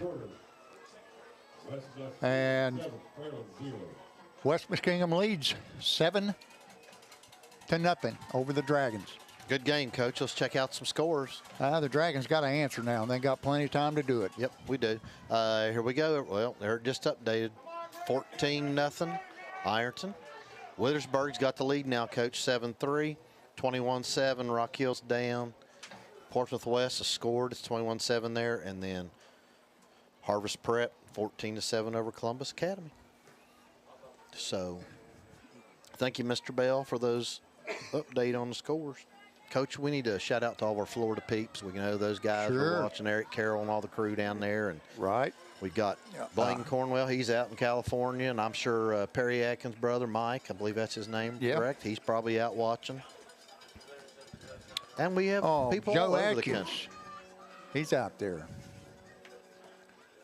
Oh, by the Some way, other Florida peeps, Bob Angelo, he's probably watching. we forgot our folks up in L.A. Oh, really? Yes, you better give him a shout out. Sure. The mayor and the little general. And Brenda and Linda. Yep. Shelley, there's a little pooch kick. Back to get it is That's a big run, buddy. Lucas Bumpus, he's still going. He takes it out to the 45-yard line, make it to 44. Yeah, you're right. They do not want to kick it long. Nope. The first kick of the game was a onside kick that failed, and that kick was a little pooch kick to the left. Dragons come out with 2 receivers each way.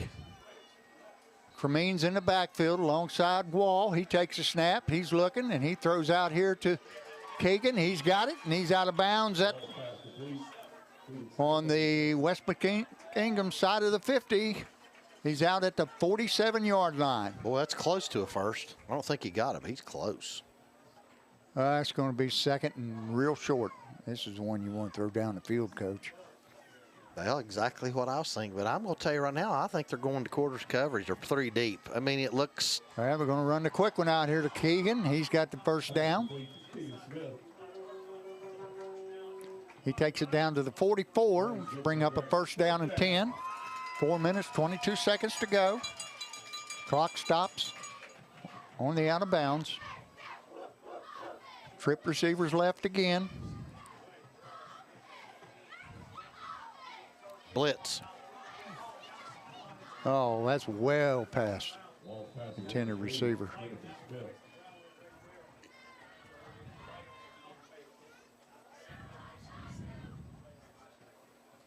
Brings up second down and 10.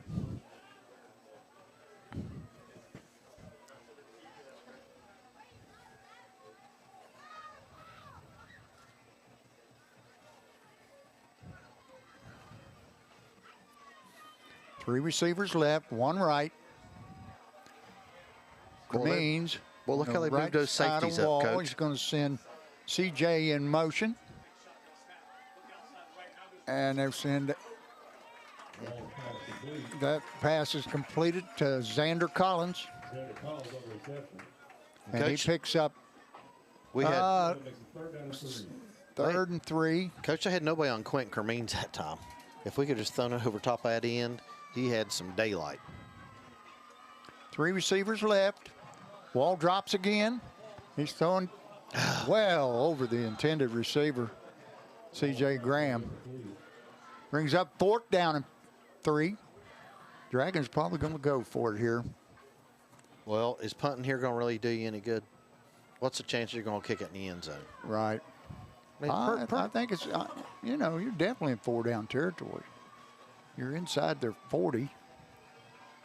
C.J. Graham's going to the right alongside Xander. Keegan Smith and Jack Hayden over here on the left. Coach, I think they're manning up. Yep, they're sending the farm.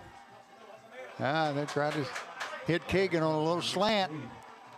And number 33, that's West Houston, broke that one up. They match up very well to our skill people. So that's going to turn it over on downs.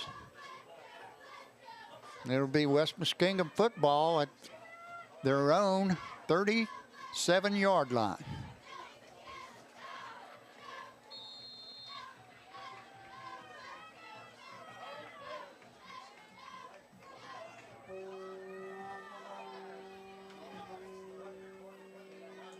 There's handoff to Winland, and he is going to be owed under by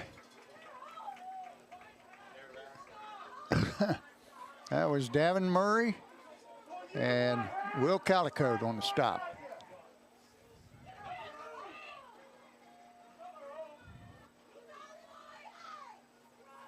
And by the way, Cam Kitts is in there playing defense, Coach. He's playing safety. Oh, right.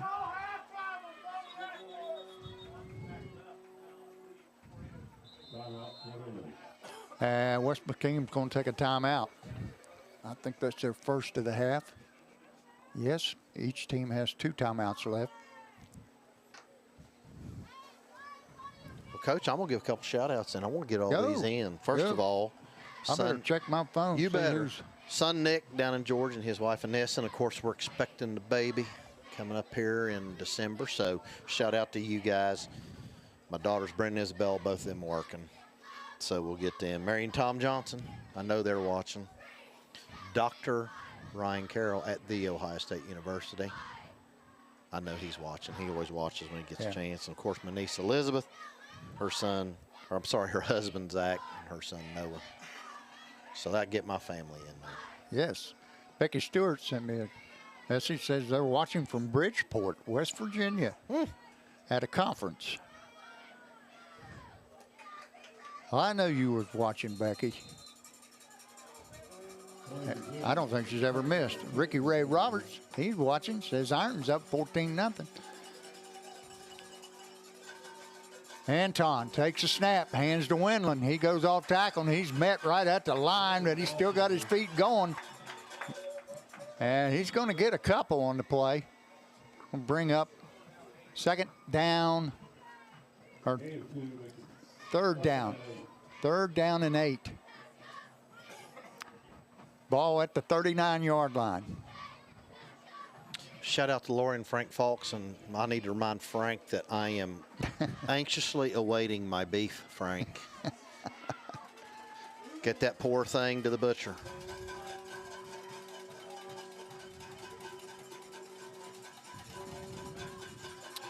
Nice throw. It's over the head of the intended receiver, Braxton Brownrigg. And it brings up 4th down and 8. Now I'm going to punt the ball here. Sure, if I'm got to.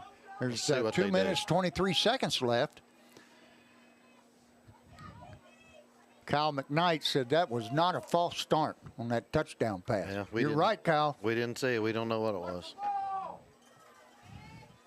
All right, on to punt. This time it's going to be the quarterback again. He takes a snap, and it looks like Keegan, that goes rolling by. Get away, all the way down to the 10, 9-yard line. So the one time he should have picked that ball up and run, he let it I go. don't know why he didn't come up and get it. I don't know. I did get a message. I want to tell you this, Coach. Eric Carroll sent me a message, and he said, hey, he'd like to ask for thoughts and prayers for Mr. Judd. He said Amy's at the hospital with him right now. So, Mr. Judd, we wish you a speedy recovery with whatever's going on with you. Sure.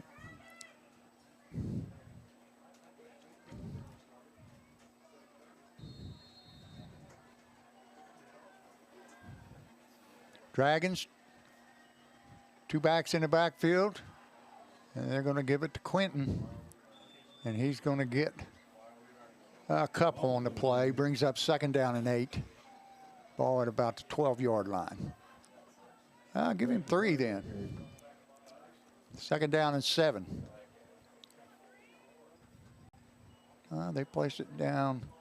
Oh, now they straighten it out.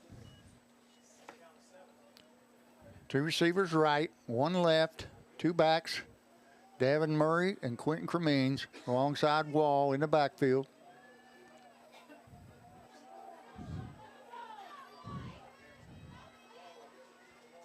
And they're going to have it to Quentin again. And he stopped after another very short gain, if he got any at all. I don't think he got any.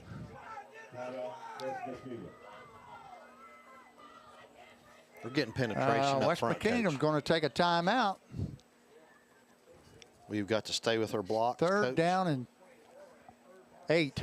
and not allow them to get penetration, because if they do, they're going to beat us every time. That's what's happening.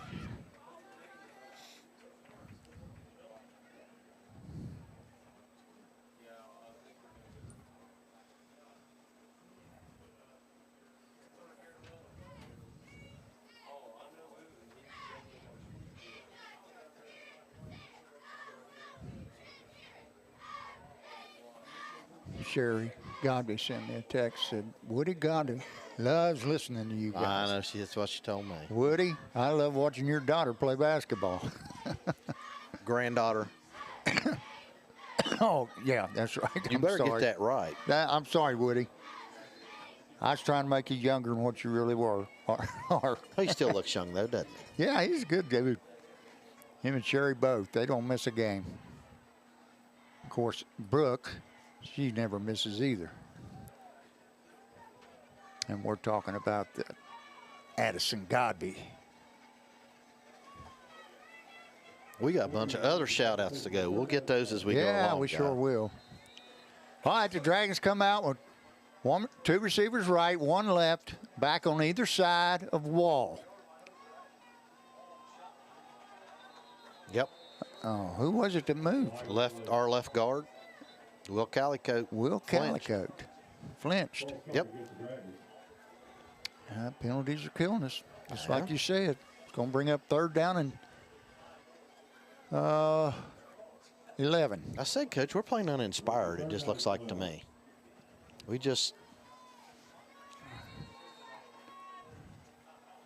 got a lot of fire under these guys. Wall's looking. He's looking. He throws a quick one out here, Davin Murray, and he's not going anywhere. Should have just thrown that one out of bounds. Well, he's going to get. Is he? He's going to get about 3 or 4. Brings up 4th down and 9. Now, we better not allow them to get in and block the punt here. You're exactly right. You better pick up. And we're going to a wide. Looks like we're going to a wide. We got some beef back there blocking, though. Well, Elias and but look at how many people we've got coming. We better start 1, counting. 2, 3, 4, 5, 6 on the line. Coach Jackson tightens up that. We got Connor. That was Connor Hill back deep for the Tornadoes. Who called timeout there? We did. Coach Jackson called it. I hope he tightens up our punt team. By the way, Worm wants a shout out. He sees over at Brad and Ashley Talaferro. So shout out to you guys. And Ashley, we won't flash the picture on the screen that Worm sent of you, so we won't embarrass you, okay? Hey, couldn't be bad. She's a pretty girl. Shout out to Karen and I Alan always Ferguson. tell her she's a tall drink of water. The Turners are watching. Thank you, Jill. Tuning in.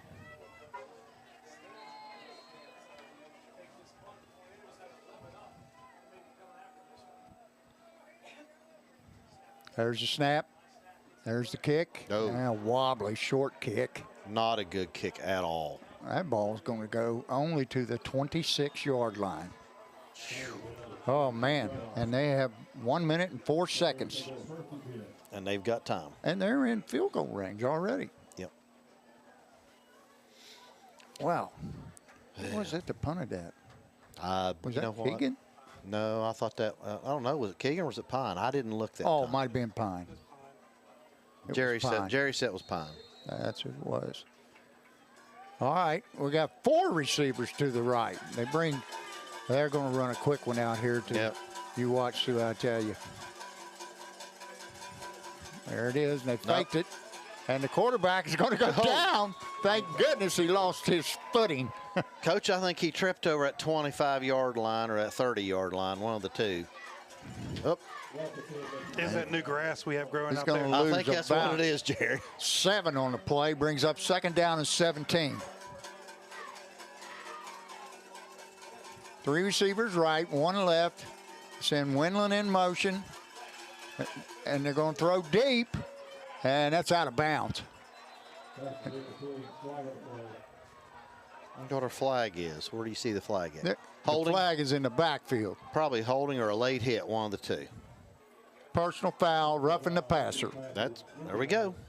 That'll be 15 and an automatic 1st down. Don't know who that was.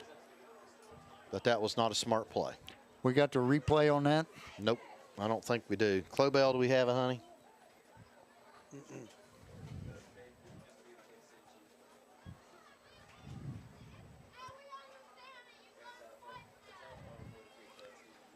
Well, I can't comment because I didn't see it, Coach. Right. And that's an automatic 1st down.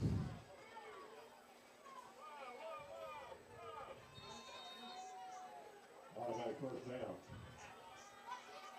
3 receivers right. Anton, he takes it. He rolls to his right. He's looking. And he's got his receiver. And that's Wes Houston on the catch. Tight end. Houston, a senior, 6'2", 240 pounds. He's a healthy lad. Yes, he is. And you know he's playing safety too, Coach. Was he? Yes, on defense. I wasn't looking at numbers. I was just looking at what they were doing. I'll have to watch next time. Trips to the left this time. And they're looking. Nice and play. Nice play. Keegan That was Smith broke Keegan. that one up. Yeah, he knocked that. Watch this right here. Gets that. I believe it's his right arm right in there. Yep. Great job, Keegan. Yep. Now we're down to 19 seconds to go here in the half. West Muskingum threatening again. They do have one timeout left. Anton alongside Windland. I think they're going to run Windland. We'll see. Maybe not. They're looking to throw. Nice. Oh, no. Nope. Incomplete. Boy, he was open too. Yep. He gets that ball up in the air. That could have been 6.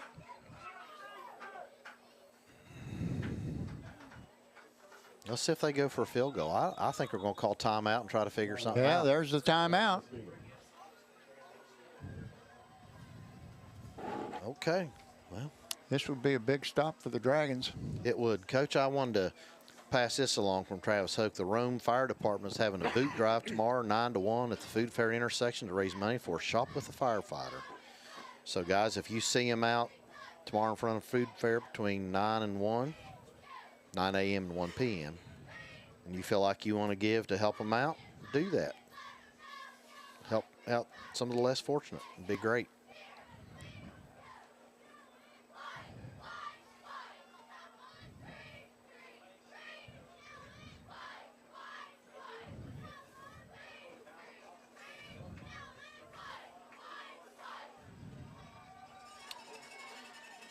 All right, Coach, here we go. Oh, they're going for it. Or is that the kicker? Yeah, they're kicking. That's number 21, Silas Kuhn. Holding is the quarterback, Jake Anton. Left-footed kicker from the right hash. 30-yard field goal is up, and I don't know. They've got a penalty. I think we left too quick. And if that does, that's going to give them a first down. No, it's going to make them just short of a first down. Is it? Oh, I don't know. Seen the official pointing toward Now, what was it called? offsides. Now the official's pointing toward the Dragons. He doesn't know who it is. Offsides against the Dragons. And that kick was no good, Coach? It looked like it was wide right. I didn't see the official ever signal it was anything. wide right. Okay, so they're going to give him another chance. 12 seconds. 4th and 5 goes to 4th and 1. Kick it. And they are going to kick it again. I think that's a smart This call. time it's going to be a 25-yard field goal. Ball will be placed down at the 15.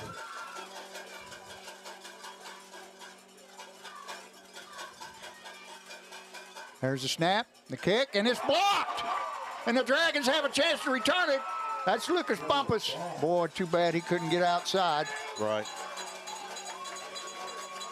So with 4 seconds to go in the half, the Dragons are Quentin timed that just right, Coach. Quentin timed that just right. still only face a deficit of 7 points. And I don't know what we're going to do here. Take a knee. Either take a knee or throw one way down there. You know what? Playoff, 7-0 where you're at. Let's don't chance of getting an interception, run it back. Right. I agree with that. Josh Ross says he wants to throw the ball.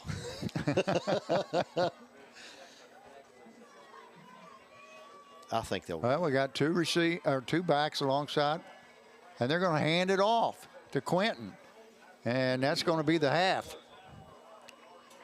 So your score after 1 half of play here in the Division 5 Region 19 playoffs, the West Muskingum Tornadoes 7 and the Fairland Dragons 0.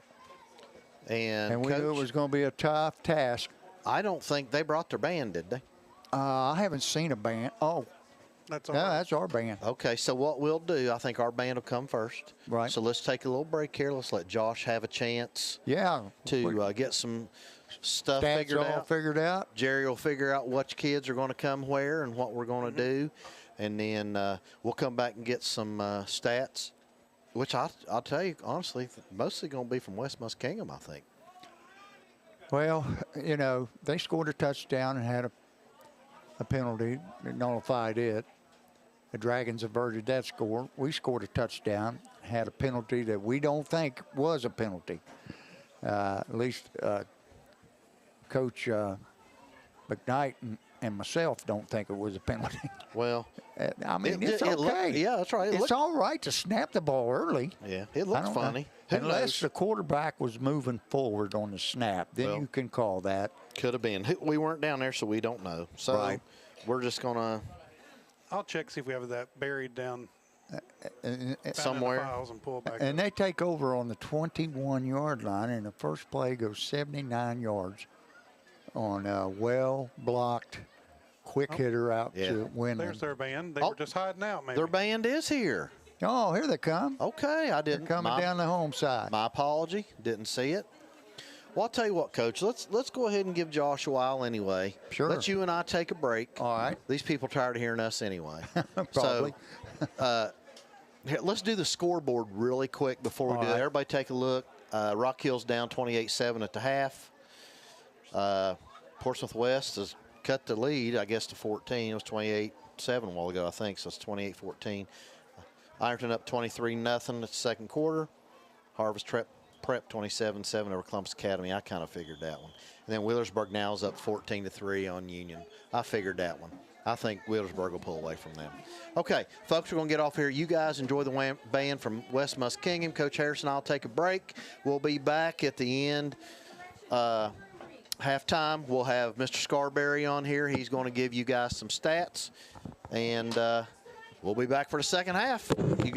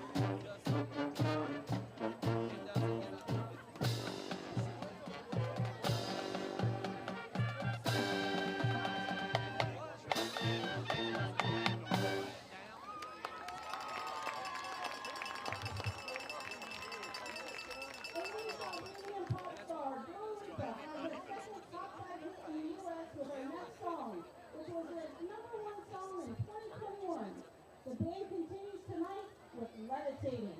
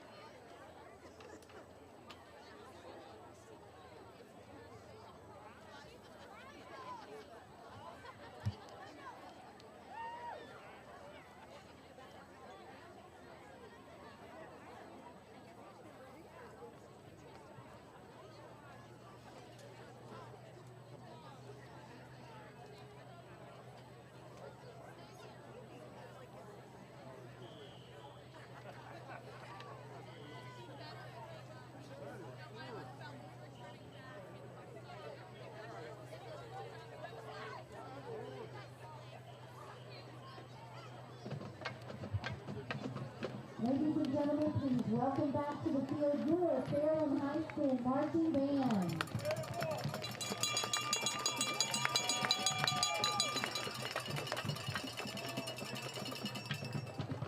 Join us as we journey through the mysterious and thrilling world of Stranger Things. With music arranged by Evan White, this year's show combines the pulse-pounding excitement of the Upside Down with our pop music from the 1980s. We begin with a song that we recognize in Stranger Things Season 4, the epic anthem Separate Ways Road to Heart by Journey.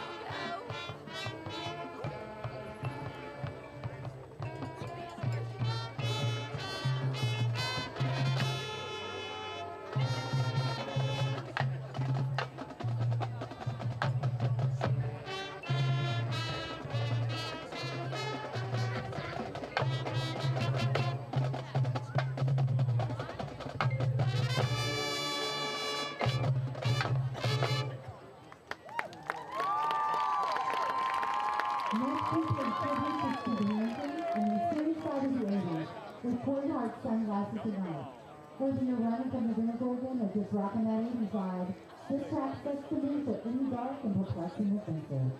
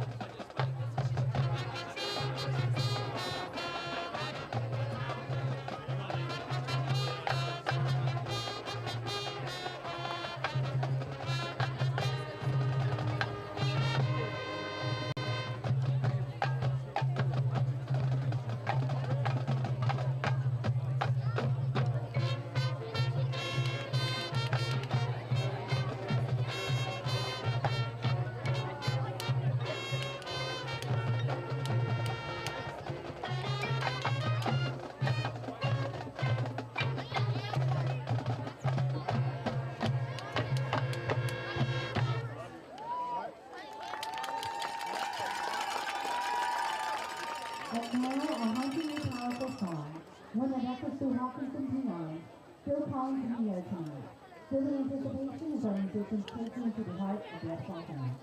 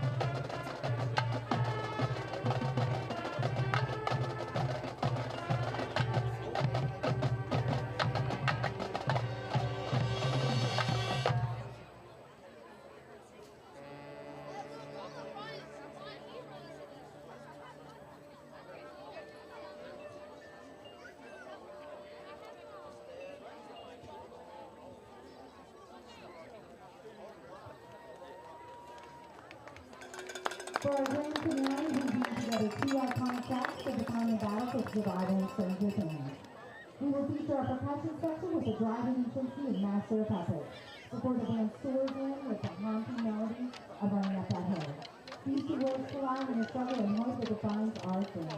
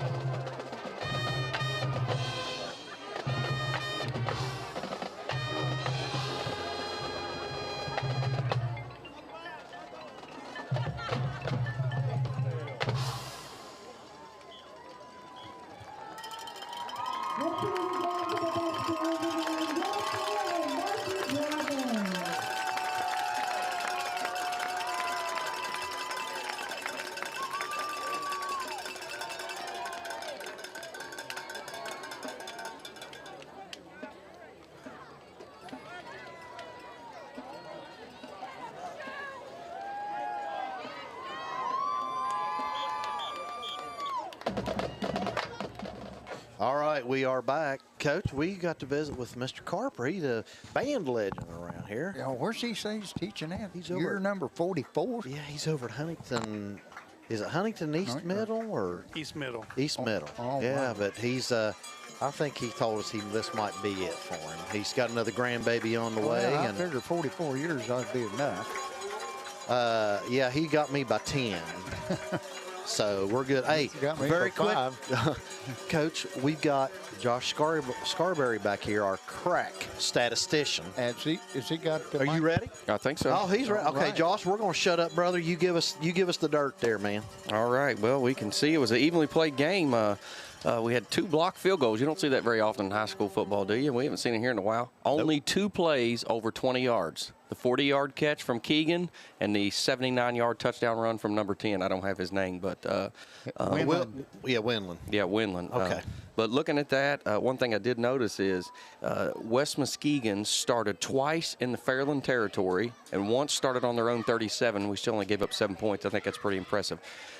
For Fairland, 12 for 18, 82 yards. And then they had 17 rushes for 49 yards for 131 yards total. Biggest thing was I had 7 penalties on them in the first half. Yeah. So that was a big one. And then for West Muskingum, they had 14 yards passing. They were 6 for 9, 15 rushes for 101 yards. They had that one quarterback. He fell down there and lost about 7. But number 10 had 11 rushes for 108 yards and a touchdown. Right. But they only had 3 penalties. So that's been the biggest thing so far. I mean, it's been a lot of just short, no gains, negative plays, or 2 or 3 yards. Well, we lost a touchdown due to a penalty. Yep. And, the most penalized team usually is the one's going to lose, Coach. Yep. I mean, it just depends on What was our penalty yardage, Josh? I had us, let's see. 7. There's 15, 20, 30, 35. That was 12 on that one, so 42, 47 yards. 47 yards, but one of those took a touchdown away. Yep. So, yeah, it did.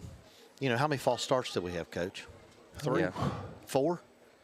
I mean, I don't remember exactly, but, I feel like we got to come out and play more inspired the second half. Yeah. Right. I mean, I really do. And again, I think it's going to be turnovers and penalties. That's what's going to be the deciding factor in these games. Well, I was talking to Coach Ward there just a little bit ago, and I told him, I said, they're a good ball club. And Well, they are, just like you told me. I told you. It was going to be a tough game, and they've matched us step for step. Yep. And you don't see that often. Josh, anything else that sticks out? No, outside of that in the field position. Now, that didn't hurt us. We only gave up 7 points, but that could. The first 2 especially possessions. after the roughing the passer penalty down here. Yep. And that was an automatic first down, and they had a great opportunity to score there, and luckily we blocked that field goal. Right. And Our it's still defense is anybody's playing. game. Yeah, I mean, you go back and look at this. We had turnover, downs, punt, blocked field goal, turnover on the downs, and then you had another punt at the end of the quarter there. Well, I'll tell you that the last punt we had wasn't very good. No, and to get out of that with no points was a big win for the defense and the team. So hopefully they can get started here. But we don't normally start slow. I mean, we have 0 points at halftime, which but again, they match up with us very, very yes, they well. do. They got great right. skill position out there on defense. Well, we'll see what will come out. I'm interested to see if they let that quarterback throw some more. I don't know if they're going to try to run up and throw, if they're going to all right. or just try to run over top of us. Elias Blankenship's going to kick off for the Dragons. Thank you, Josh. You're welcome.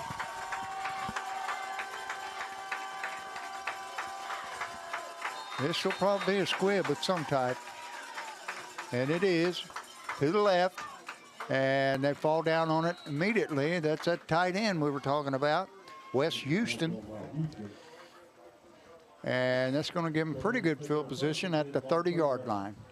He's a big boy, Coach. Yes, he is. And he moves pretty daggone And well. I want you to look when they get on defense where he I'm going to look this half. I didn't look the first, but I'll look this I half. think he's playing in the middle of the field, Coach. Safety.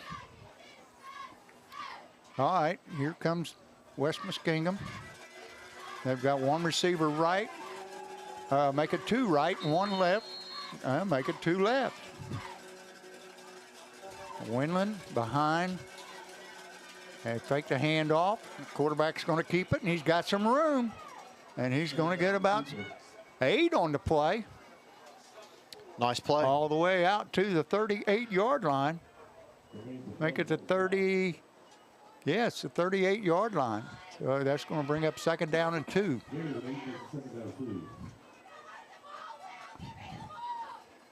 Two receivers left and 2 to the right.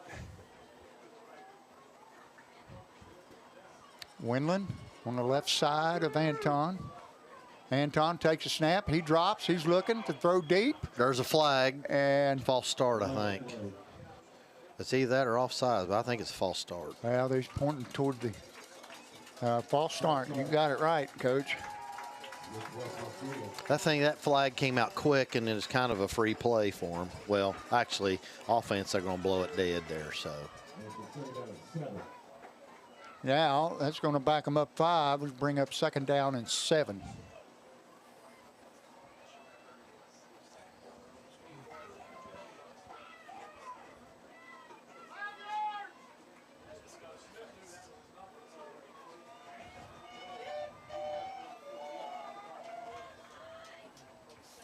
Two receivers either way.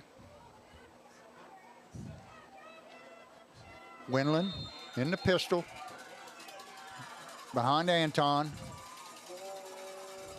And they're going to fake the handoff and reverse to number 1. He's got some room. Look out. There he goes. And he. Touchdown. Touchdown. Was a nice little play. Yeah. Hayden almost got him, tripped him up a little bit, but he kept his feet and went right on into the end zone. And now the Dragons are facing a 13-point deficit with the extra point to come. On the kick, Silas Kuhn.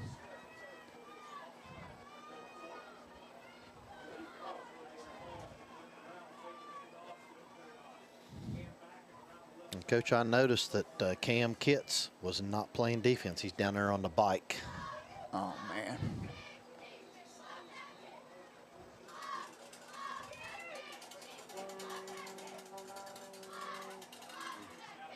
That kick is up. That's going to be offside. We're going to be offsides. Probably. I think it's Quentin Kermeans, I think. Well.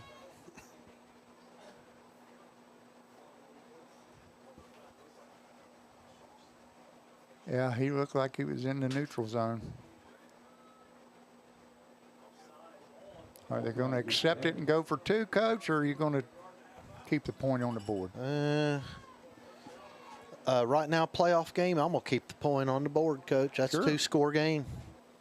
They're going to kick it again. I don't understand that. I don't know. Why would you do that? Now you take a chance of not making it. There we go again. We're going to get called offsides again. Yeah, the kick is good again. Now what are they going to do? I'm going to decline it, take the points, and kick it off. But now you moved it from the 3 to the 1.5, and now it goes to. Yeah, but Coach, think about it. Like I said, we're playing playoffs. That's a 2-score. It's a 2-score game. You're just going to. Looks like they're sending the offense out, Coach. Now they're going to go for 2. Okay.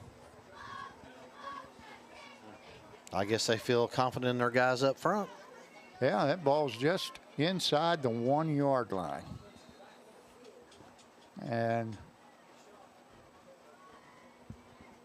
they're going in the I formation.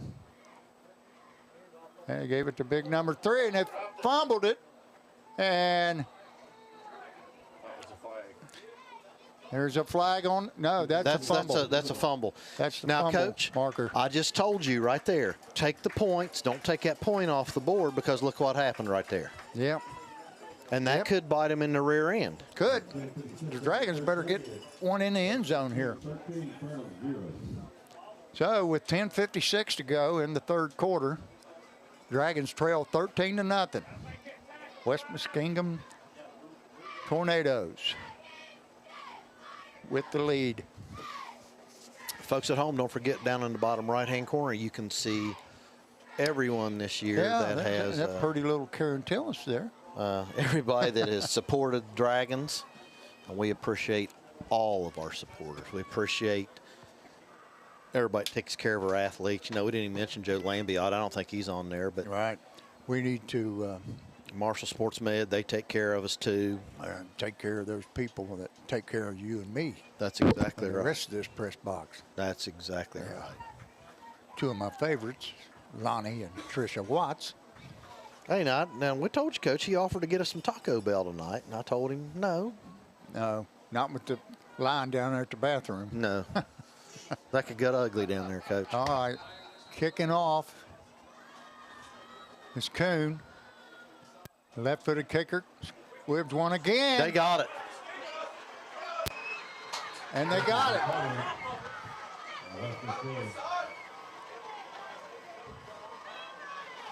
Oh, things are not going well for the Dragons right now. Well, you know what? This is when you find out what kind of character you have, Coach. You gonna step up? You gonna let it get you down? You gotta fight through this adversity. That ball's going to be just inside the 50 to Fairland 49. And Muskingum trots out here on offense again. Two receivers each way. Wendland on the left side of Anton. Anton takes a snap. He drops. He looks. Throwing the quick out. Out here to number 15, Braxton Brownrigg. What we got? It's going to be a gain of 7 on the play. Second down and 3.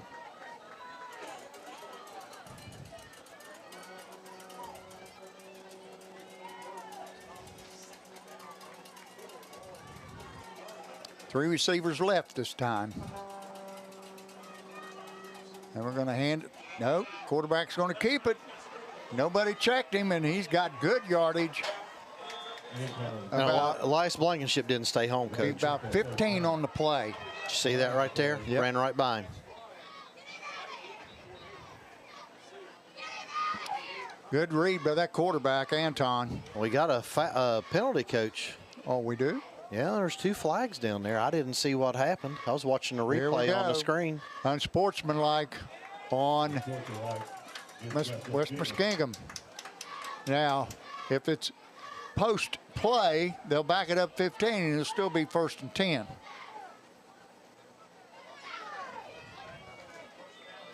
We'll find out the call right here, right now. Personal foul, unsportsmanlike conduct Yep, after the play.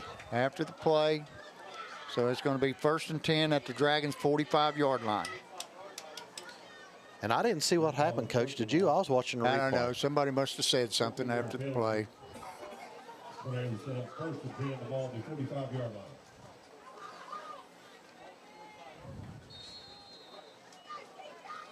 Two receivers to the right, tight end left, wing right.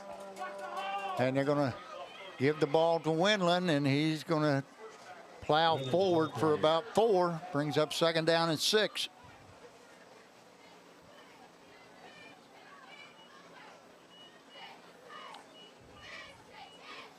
Mooner coming out. Gain of 4 brings the 2nd down 6.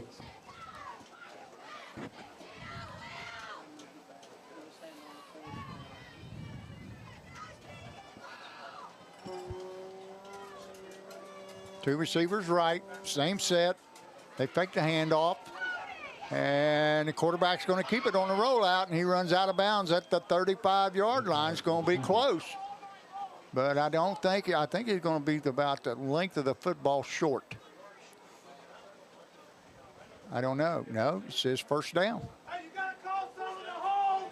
Yard good for a tornado 1st down.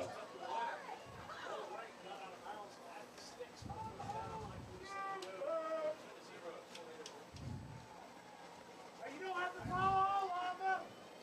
You got to call some of them. Twins to the left, wing left. And they're going to hand it to Wendland again. And he is going to be dropped after a 3-yard gain. Brings up 2nd down and 7.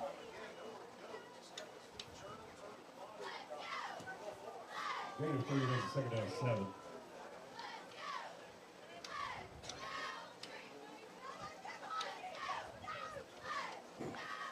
It's like Dylan Stone's coming back into the play here defensive comes line. Brandon Kirk. Dragons in the 4-3. Anton is going to be sacked for a loss. And that's going to be about a 5-yard loss. Going to bring up 3rd down and 12. Make it a 6-yard loss. Bring up 3rd down and 13. 3rd down is good.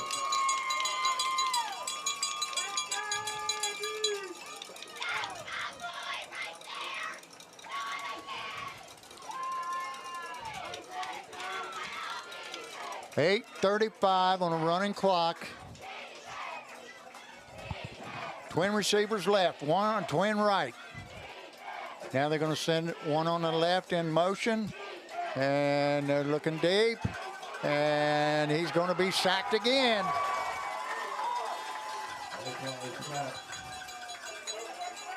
Dragons did a good job flushing him out. And you got about 3 or 4 guys on that tackle there. It's going to bring up 4th down and 17. Coach, I'm anxious to see if they punt it to us. Huh? I'm anxious to see if they actually punt it to us. They're if they actually kick it going- away. Well, that's a good idea to punt. It's hard to make up 4th and 16, and it would give us a pretty long field. And here's the kick. And looks like Kagan's going to get his hands on that one, and he's going down at the 10. Xander didn't look like he blocked too much down there on that one, on that return. The Dragons going to take over at their own 9-yard line.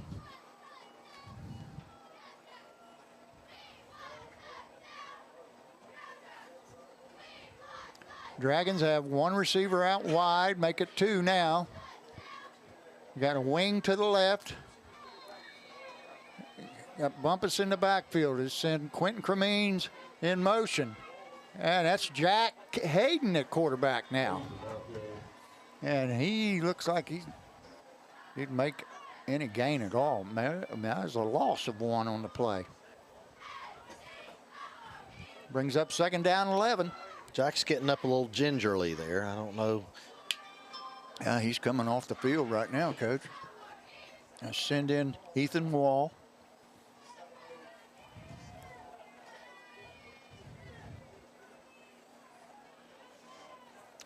Twin receivers to the right, wing left.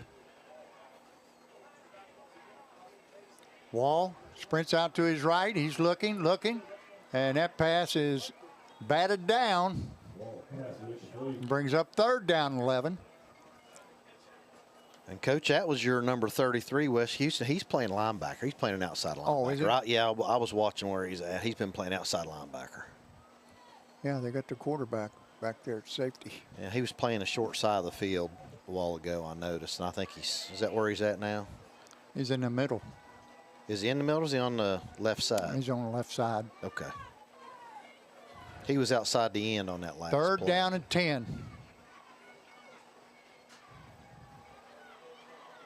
That ball down here, and oh! That pass was intended for Burcham. Owen Burcham. He had his man beat. Pretty nice just out throw. of his reach. That's a pretty nice throw. Hit him in the Yeah. hands. Yep.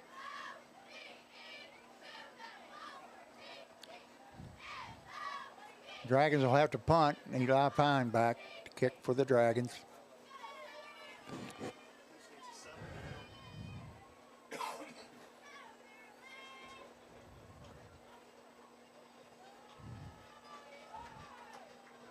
I still hate this spread punt stuff when you get. There's another. See, I think it was tipped. that's what I'm saying. We've got to get people in I there see a block our flag inside on the gaps. play. Got to block inside gaps. Offsides on the Tornadoes. So it's still 4th and 6. Yeah, 4th and about 5 or 6. We got to get it and get rid of that ball when we kick it. Brings up 4th and 5. Pine back to kick again. I want to try to see where this pressure's They're coming. coming hard from on that left side, Coach. And that ball, get on it. Oh, man. Had a chance right there. Number 1, Carter Smith, bobbled it and then was able to get back on top of it. And we're playing on this side of the Fairland field. Boy, they didn't. And it's going to be 1st and 10 Tornadoes at the Fairland 30-yard line. We haven't punted the ball good at all yet I tonight. think they tipped that one again. Did they get that one too? I did not. Well, that left end is coming hard over there, knocking our blocker right back into Eli.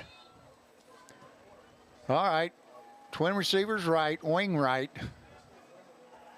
They're going to send the wing in motion. And there's a bobble by the quarterback, and he falls, slips and falls, and goes down after a 1-yard loss. That'll bring it back to the 31. Big Ron Bring it had down. outside contain, and he went inside shoulder, and he's lucky that guy fell. Because Mr. Anton might have had some green ahead of him. It brings up 2nd down 11.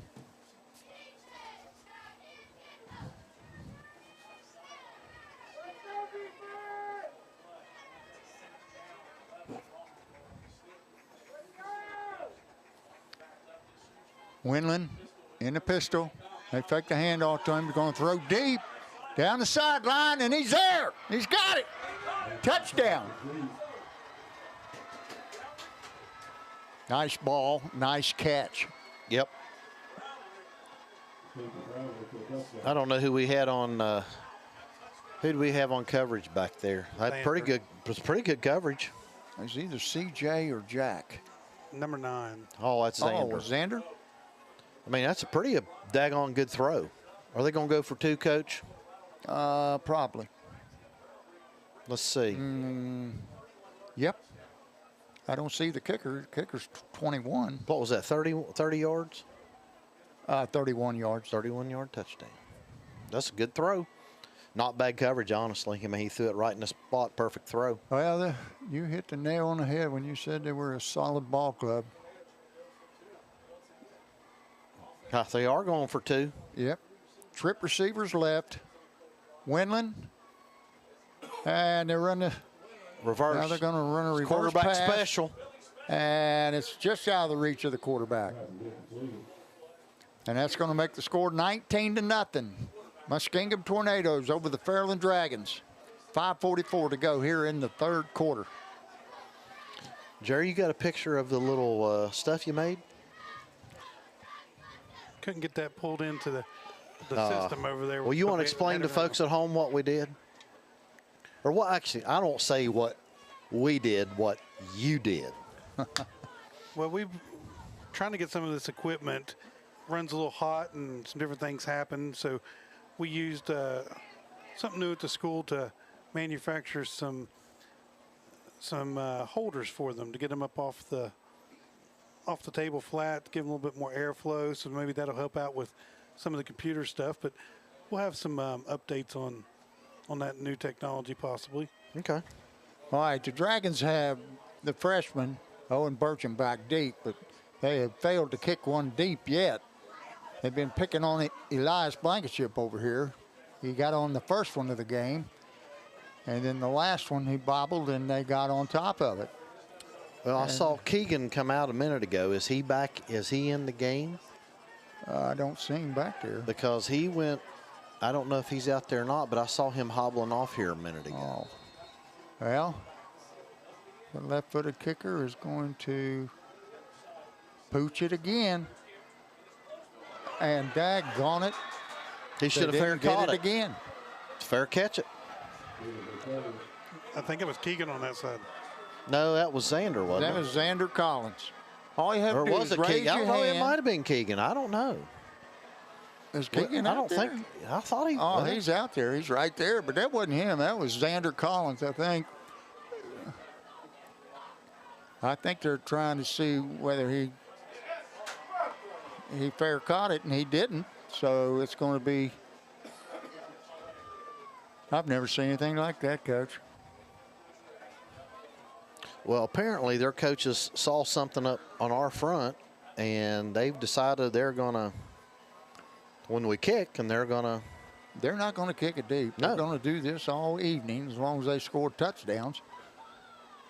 But, Coach Jackson's not happy.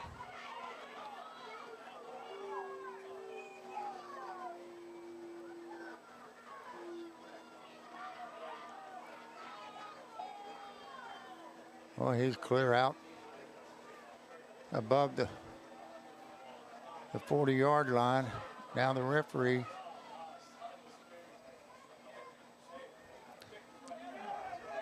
Well, Coach Jackson's entitled to talk with the white hat.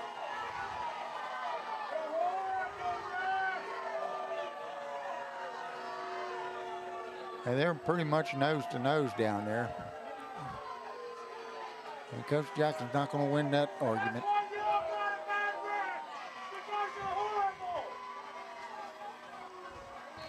So it's going to be 1st and 10 at the 43-yard line of the Dragons that played this entire half on this side of the field. Power eye left. A handoff to Wendland, and he goes for about 5. Brings up 2nd down and 5.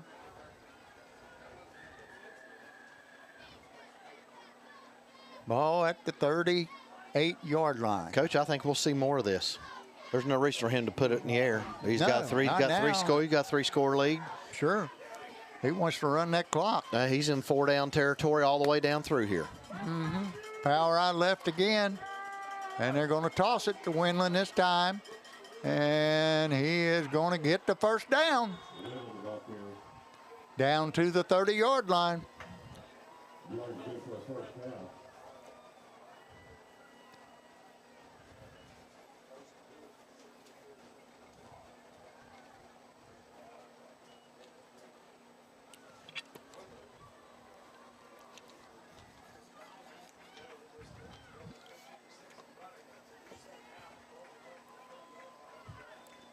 Let's see if they go. I'm just wondering if they're going to go toward the bench side again. Ball at the 31. Power out right. And they fake the handoff, looking for a play action pass. Now the quarterback. And Will Calico runs him out of bounds. And now we got flags everywhere. I think this is going to go against the Tornadoes. I think they chop blocked. And a little push in the back there, too. Well, that looked like a big chop block to me. Personal foul. Illegal crackback. Well, you call it what you want, but he chopped him, It's too. a crackback block, Coach, when they put their fists together like that. I know it is, but when he hit him, he didn't hit him high. He hit him low. Do we have that replay? I don't know if we have it or not. Oh, that's going to back them up 15. It's going to be. That's okay. We'll come back to it if we can find it. That's going to bring up 1st down and 25. And they're rather quick out to the big tight end, and he goes down at the 38-yard line. Brings up 2nd down and about 17. Well, we need to quit complaining to the officials, just play football.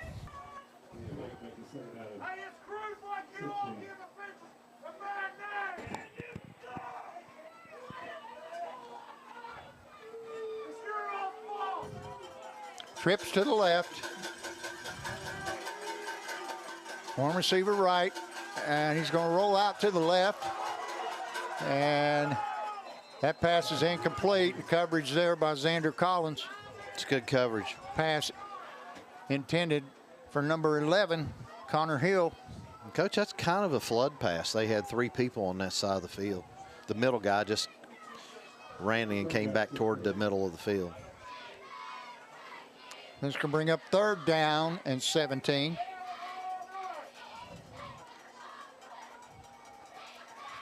Twin receivers right and twins left. Send one of the backs in motion to the left, and he's going to be sacked. And Lucas Bumpus on the sack brings up 4th down and about 20. maybe 4th and 21. And Davin Murray's the one that got pressure. Coach made him step back inside the pocket. Oh, that was. But Yeah, Big Ron ended up making a tackle, but Davin got in there and turned him back inside. all right, that's going to bring up 4th down at 20. And back to punt. Here's the quarterback, Jake Anton. Back deep is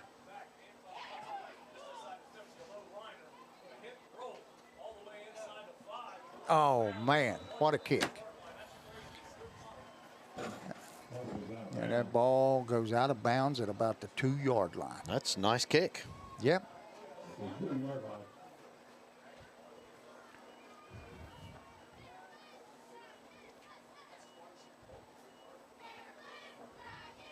2 minutes, 52 seconds to go here in the 3rd quarter. Dragons down 19-0. Jerry, next time we get a break, let's pop up scores and see if we can't. Okay. Can we get some scores in? It's Dragons going to have 2 receivers to the right, 1 to the left, with a back on either side of Wall. Wall drops, and he's going to throw deep. And that pass was intended for Keegan Smith. And that defender stayed right with him step for step. Yep. Wouldn't allow him to come back toward the ball.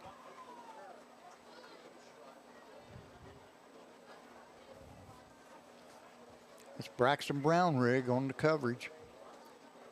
This time the Dragons are going to run twin receivers right and twins left. Quentin Cremines on the left side. It sends Xander Collins in motion. And Wall runs for his life and gets out of bounds at about the 4. And they got a flag on the play? Is that what they said? No, I didn't think so.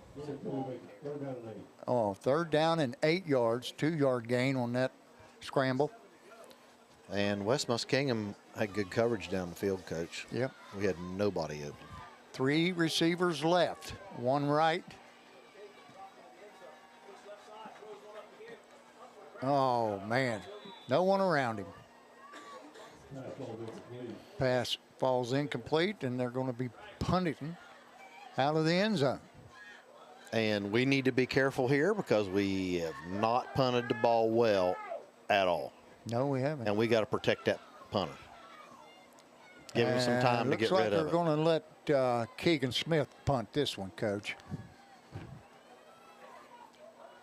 We still got guys split out. Mm-hmm.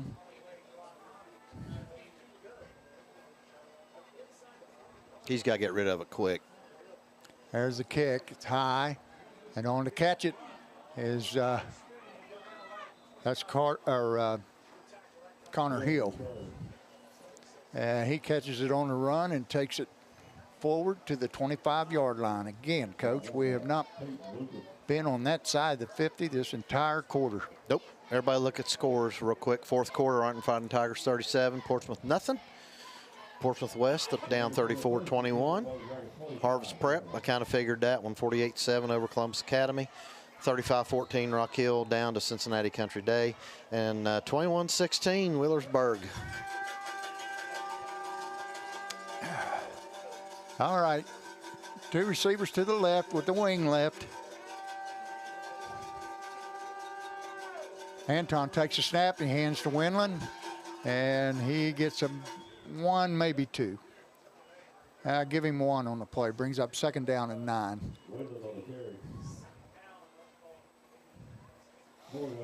Oh, Winland and the quarterback's the 2 guys that's done the damage tonight, Coach, and that's the 2 that I talked about right pregame.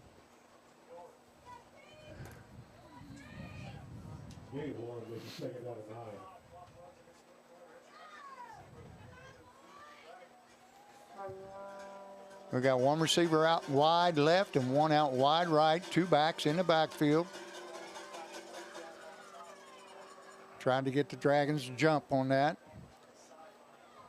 And we almost did. Almost. And they're going to hand to Wendland. He's taking it around the right end, and he breaks through, and he's going in for a touchdown.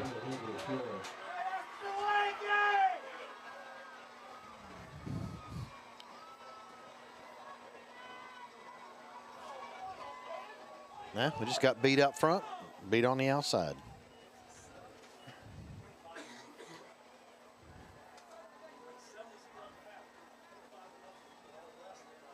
Josh, do we have any yards at all, positive yards this quarter?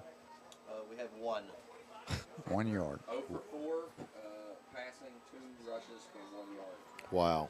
On the kick, the extra point is Silas Kuhn, left-footed kicker.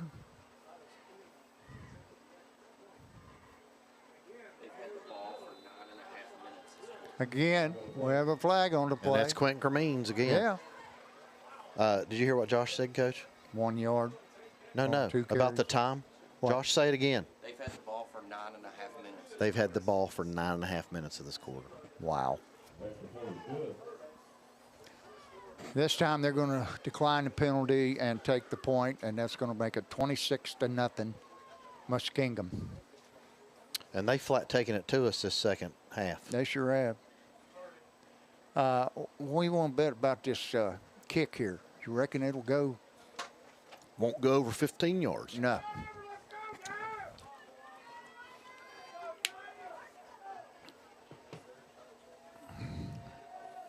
Wonder if they've instructed those guys to get their hand up and wave for a fair catch. I bet they have.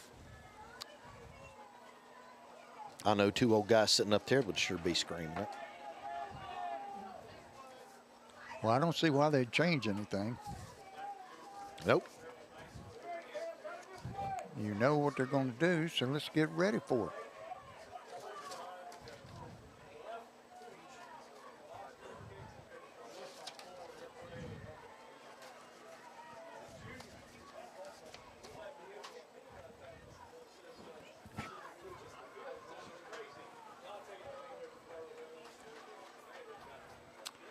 On the kick, Silas Kuhn.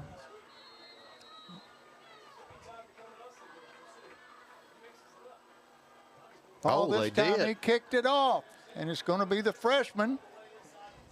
Both Owen hands on the Burcham. ball, Burcham. Yeah, he's smacked down at about the 17-yard line. All right, see what we got.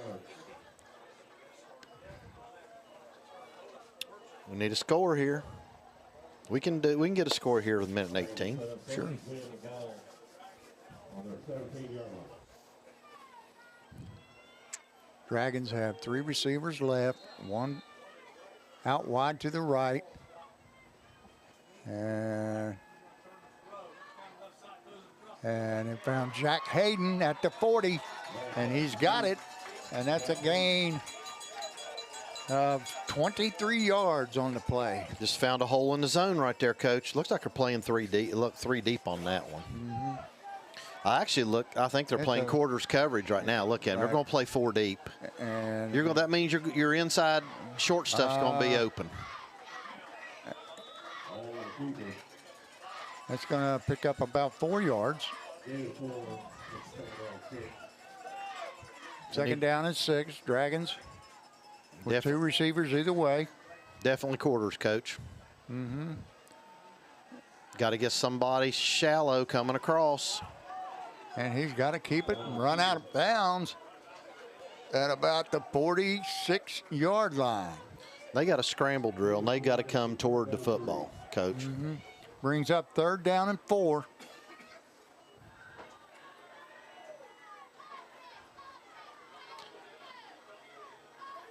Dragons, 2 receivers each way. It's in Hayden in motion. Now what are they doing? What have they got now? It's got to be against us. That's false. Oh, no. No, wait a minute. It looked Calling like he. illegal procedure on the defense. I don't know how we do that. Offsides. Well, but he did. Must have lined up in the neutral zone. Didn't really see anybody move, so they must have.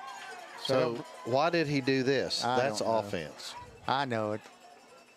I mean, I'm no officiating guru, and neither are you, but I don't understand that. Yeah, we've been around long enough to know. 2 receivers either way.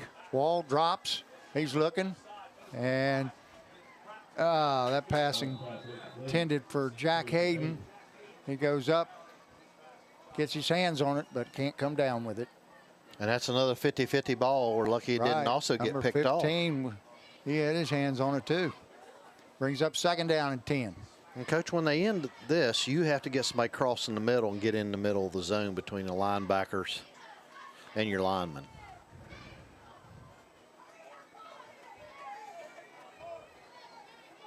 Now, this coverage looks a little bit different. Let's see what they do. It's like they have 3 guys on those 2 on that, and only 1 over here. They do, but they're dropping these guys. They did change coverage. Oh, and that pass That's a caught. fumble. That's a fumble.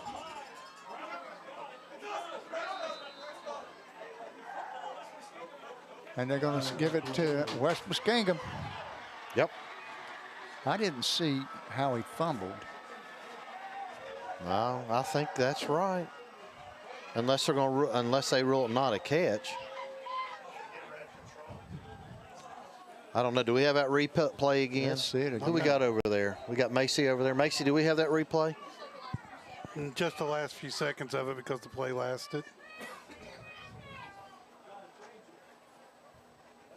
Yeah, Jerry, you might want to explain to the folks at home how this replay works. Yeah, our instant replay, it's always recording in the background, and we can set it for how many seconds we wanted to back up to play the replay.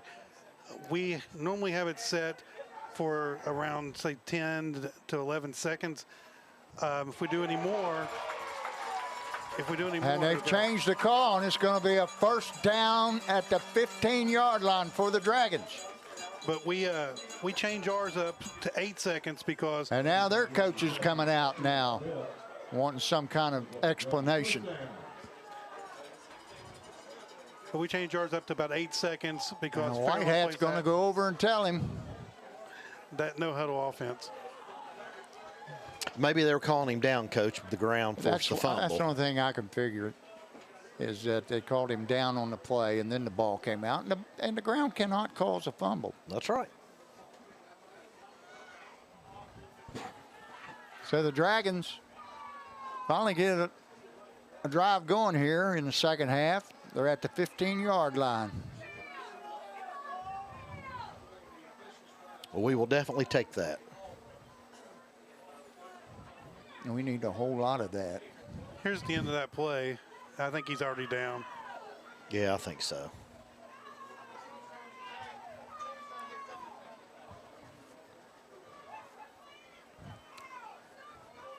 I'm going to have to ask Gorby where these guys are from. Well, those are state assigned, Coach. So I know it. I don't know. Still like to know where they came out of. Well, we can't blame them, I'll tell you what, because we sure haven't played well the 3rd quarter at all. Right. They flat taken it to us. 3 receivers right, 1 left. Wall. He's going to throw it over that defensive back, and that ball is caught by Jack Hayden down around the 4-yard line, maybe the 3. That's a good ball there. Yes, sir. That ball's down at the 3-yard line. 1st and goal. Train going to get this one? I don't know.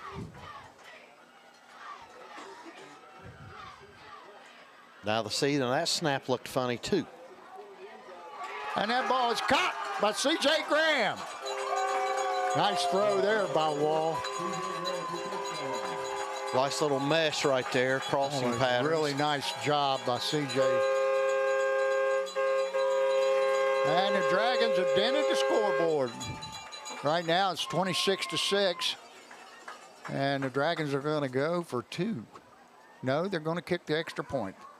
Gabe Polson out there.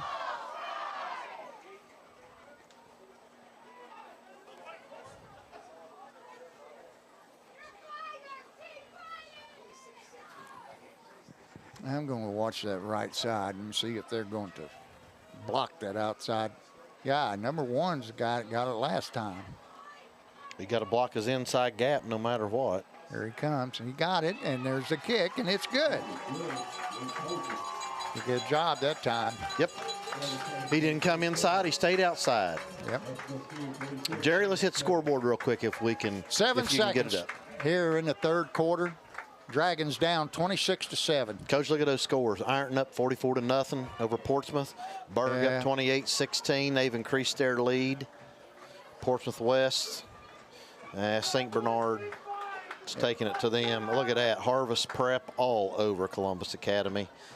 And Cincinnati Country Day is all over Rock Hill. So, yep. Thank you, Jerry.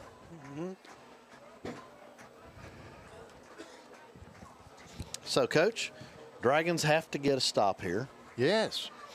Got to get the ball back. We got to Only score got 7 quickly. seconds left here in the third quarter.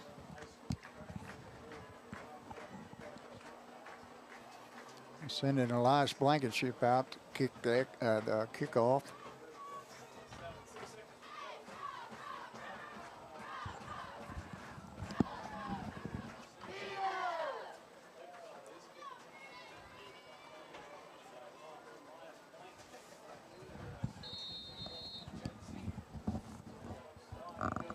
And there you go. They got a chance. It went 10 yards. I think I don't know. A big Ron was in there fighting for it.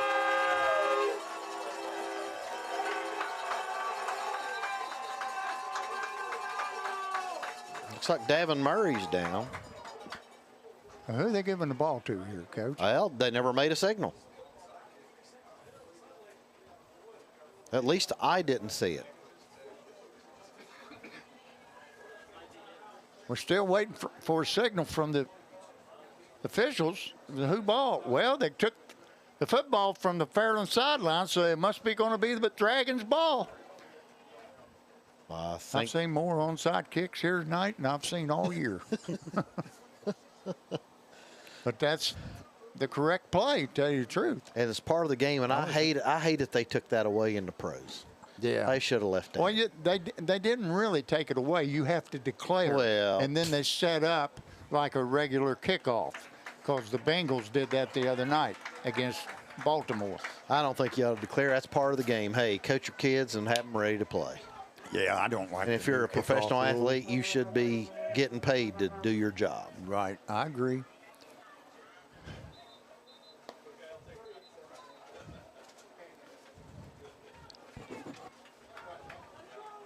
I heard the other day, President-elect Donald Trump, he don't care much for the new kickoff rule either. I didn't hear that one. Yeah. All right, the Dragons going to keep possession here. 4 seconds to go here in the third quarter. 3 receivers right and 1 left. Quentin Cremines on the left side of Wall. Wall takes a snap. He drops. He's looking. And he avoids. And he's going to run out of bounds for a loss. He's got to throw. He's got to get rid of that ball. Just throw it. He's outside throw the it up tackle here box. to the fans. As long as you're outside the tackle box, don't run out of bounds for a 4-yard loss. I think that's what Michael's telling him right now. That's the end of the third quarter. And that's the end of the third quarter. The West Muskingum Tornadoes up 26-7 over the Fairland Dragons. And we've got Davin Murray down there, Coach. He's sitting there on the bench. It looks like they're working on his knee. I hope he's okay. I don't want to see anybody get hurt. Yeah. Davin is a junior, 5'9", 210 pound. He's a tough kid. Yeah, he's a good player. Well, you better thank everybody, Coach, that's allowed us to put this on tonight. Oh, absolutely. And I want to thank the viewers most of all. I don't know how many views we got, but I guarantee it's in the thousands. We had quite a few last week. All right, let's shout out to the crew. Let's shout them out real quick. Dragon's Eye Club, #1, and then Jerry Bell, Doug Morris, Josh Ross, my old buddy Dave Carroll, and the entire crew. Dragons take over. Wall drops. He's looking, got plenty of time. Now he's going to keep it. Go to the middle of the field, boys. He's going to run, and he's going to go out after about a 5-yard gain. Did you see how wide open the middle of the field was, Coach? I could have driven the Titanic through that sucker. Well, we didn't. The receiver didn't want one, ran to that area. It's going to bring up 3rd down and 12. And the reason I didn't say Mack truck because we could have got 4 or 5 of those in there. All right. Wald looking. Now he throws, and he's got a receiver, and they've got the 1st down. Boy, that's a nice pass. Is that Jack Hayden? That's a nice pass. Yes. I mean, that's a nice pass. Jack Hayden on the catch. That's a great throw and great catch. Yes. Wow. Keeps the drive alive, and the Dragons are down inside of tornado territory at the 35-yard line.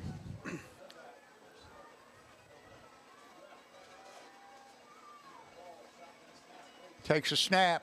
He's looking. Right out here. And you better get, and he's got Jack Hayden again. And again, it's going to be a 1st down. Got him for 11 on that play. And Jack's got to come out real quick.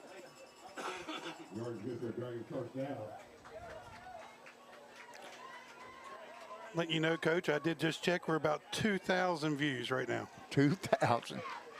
Twin receivers, right and left. Wald looking again. He's looking.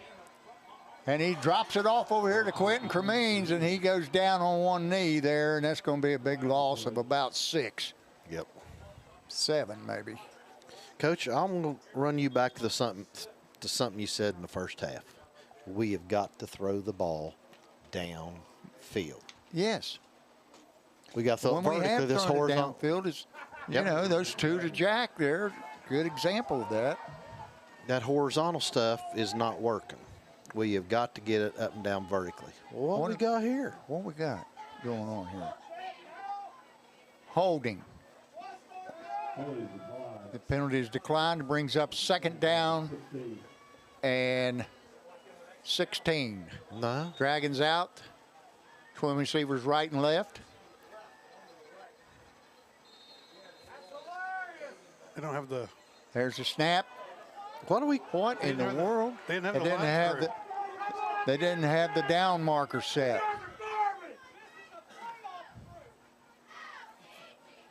I don't know how they missed that. Well, the judge on that side is supposed to make sure those markers are where they're supposed to be before play resumes.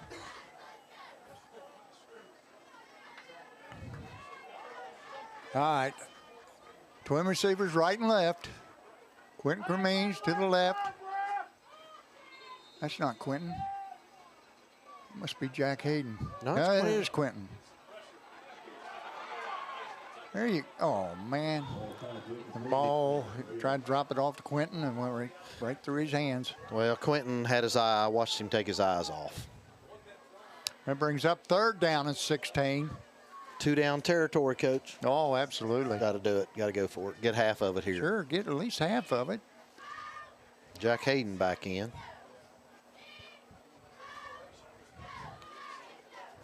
We're trying to screen pass any tonight. No, not really. I mean, they've slow played a lot there with those linebackers in the middle. Oh. Nice play. And there's a flag on the play. I believe the receiver ran into him before he tried to come back for it, and the receiver hit him.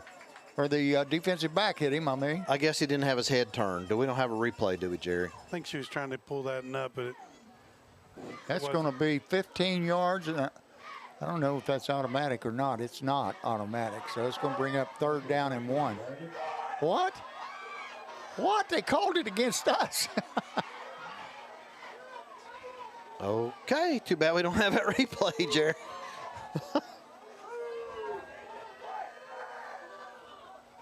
Well, they're going to decline that and make it 4th.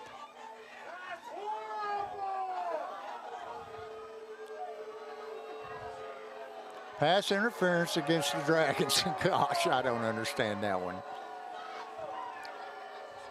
If anything, it's a good no call. They back the Dragons up 15. It's going to bring up 3rd down and forever. 3rd down, about 30.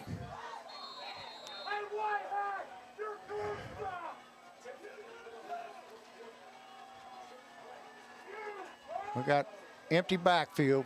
We're going to throw it deep. And that pass is incomplete, intended for Keegan Smith. Pretty nice ball. Yeah. Yep. Nice ball. That brings up 4th down and 30. Got to go for it. Yes, sir. You don't have a choice. I mean,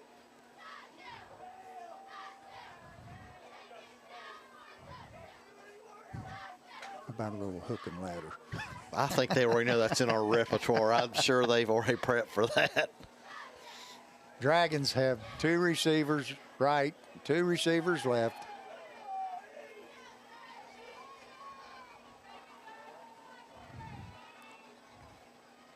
Dragons' offensive line is really there. Finally, there it is.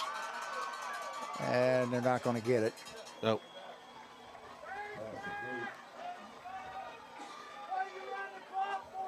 Well, Muskingum holds. We got to get a stop. Had a perfect opportunity to get a good drive here. They need a turnover. Do what? They need a turnover. Oh, absolutely they do. We need to get one here.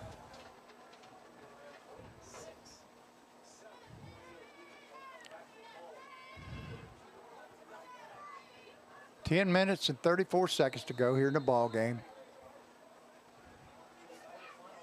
Now we have 2 backs on either side and a receiver both ways, trying to get the Dragons to jump there. They didn't go for it. Now they're going to reset.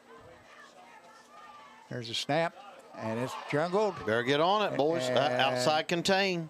And that's Keegan Smith on the stop. And Keegan got lucky because Keegan was laying on his rear end.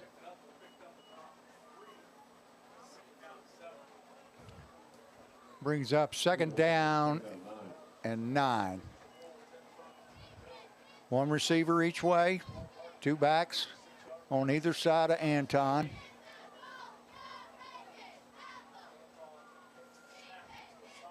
I think that's Garrett Massey just ran in there. Playing outside linebacker. Yeah.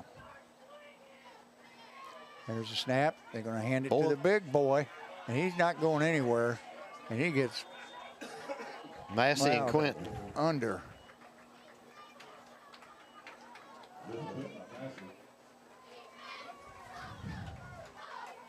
And a loss on the play, and it's going to bring up 3rd and 10.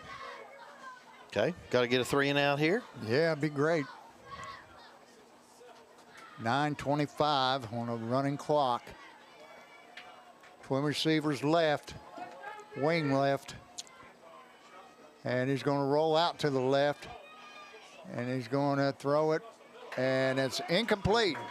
That pass intended for Braxton Brownrigg. So that's going to bring up 4th down and 10. And I imagine they're going to punt. Yeah, here comes the punting unit. And back to punt this time is number 33, West Houston. Coach, I want to say this. He's got a 3-score lead. I'm really surprised he's throwing the ball. True. I was thinking the same thing. Why is he throwing the ball? Oh, high snap. It's taken, and there's the kick. And they're going to let it roll dead at the 26. If I'm him, I've got a 3-score lead. I'm going to line it up in my power eye, that I had, and I'm going to run it right at them. Say stop. Sure. They had pretty good success with that in the first half. Well, second half, they've done whatever they wanted to do, basically. Yeah. The Dragons take over at their 26. 2 receivers each way. Quentin Cremines on the right side of the wall.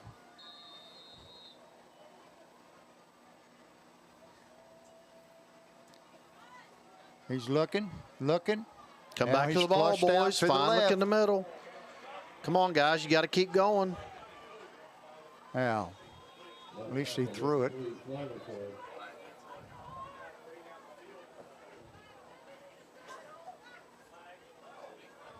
We got a flag out there. What we got? Holding. On the Dragons. That'll back them up 10. It's going to be 1st and 20. And Coach, I know you talked about a screen, but I don't think it's right now. They're playing it. They're kind of slow playing. They're only sending 3 up front. They're going to be looking for that screen. Now you got a point there. I haven't seen them blitz but one time all night. They haven't done much. And Ball I think backed up to the 15. He's up 1st down and 20. I think 2 they're receivers each way.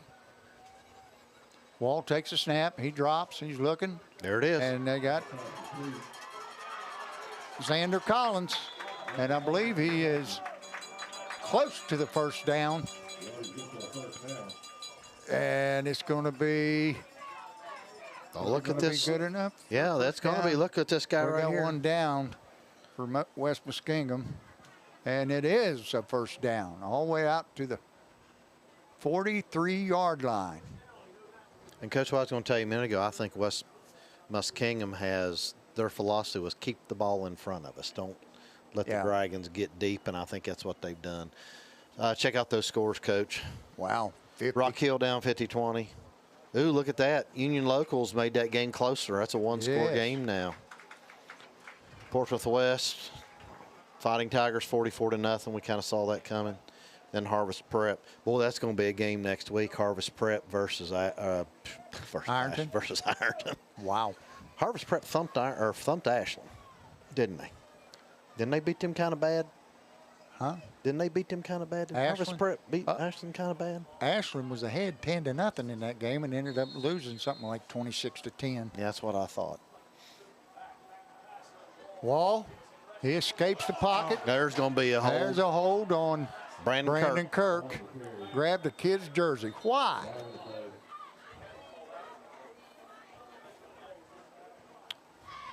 Coach, what I tell you about penalties tonight? Yeah, you're right. We've got a bunch of them. Josh will fill us in on that later on. I don't know if Josh wants to fill us in, especially on the penalty yards in the second half. Yeah, it's been immense. That's amazing. You seen that one? I just don't understand why he grabbed that jersey. That's going to make it 1st and 20. Oh, where they got the ball.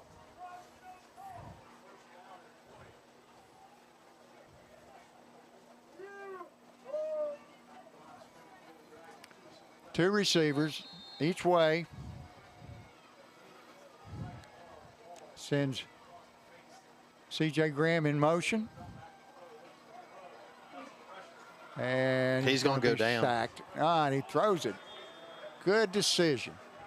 He's outside the tackle Incomplete. box. Yes, he certainly was. It's actually a face mask.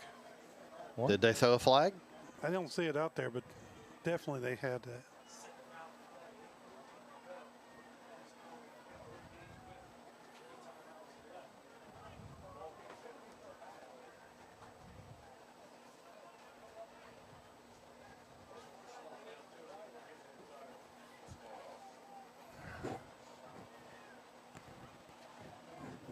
Did you notice how much the grass has grown? Really? Yes, Coach, I did actually. I mean, there's more green than there is brown now. All right, trip receivers to the right, one left. There's the snap. Wall drops straight back. He's looking. And now he throws, and that's incomplete. And, Coach, I know you weren't watching, but the middle of the field, again, I know. was wide open. Nobody. What we got? Another penalty? No. That brings up 2nd down and 20.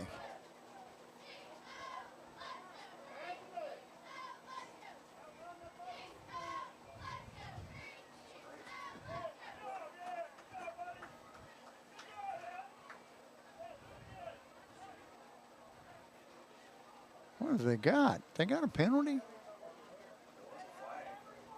I don't see a flag on the field. They keep looking at each other, putting their hands up like none of them know what their call was.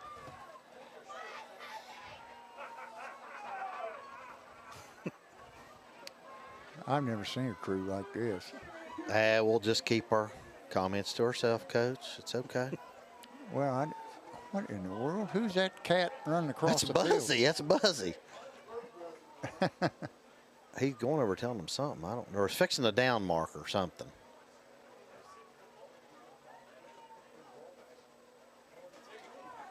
Buzzy the mediator.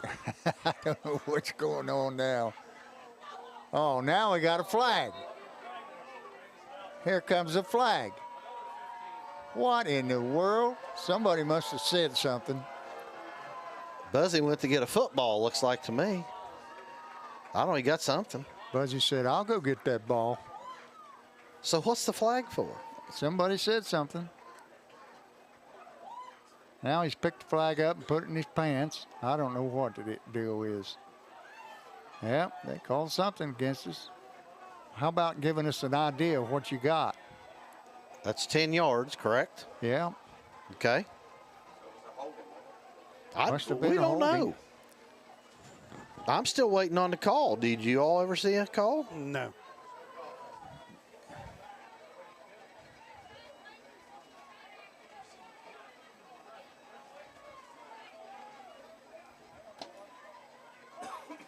Well, that's going to bring up 2nd down and 30. Why? Okay, we're not in a stand. Why are we in a stance? Because the white hat's not even back there to chop it in.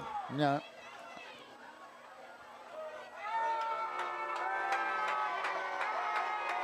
Unsportsmanlike conduct. And I guess they're calling it on Wall. He pointed at the quarterback.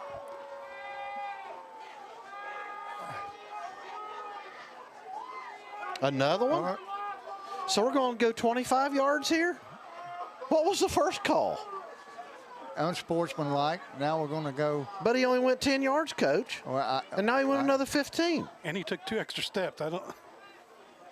What? So what even down is it now? It's still 2nd down. So 2nd and Demarest Street? Yeah, 2nd down in the Ohio River.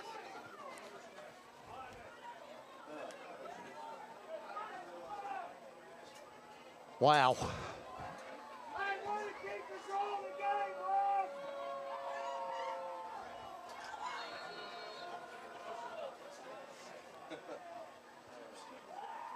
Wall takes it, drops, throws it across the middle, and he's got, that's Burcham on the catch, and he gets about, probably 10 on the play. Coach, you and I have both 3rd down and 30. You and I have coached a long time, both of us. Do you? Did you understand that sequence? Because No. I don't. Wall, he's flushed out, he's running, and that pass is caught by Xander Collins for another, about 12, 13 yards. Brings up 4th down and 17. And the Dragons are going for it, of course. 7:06 to play. There's the snap. Wall.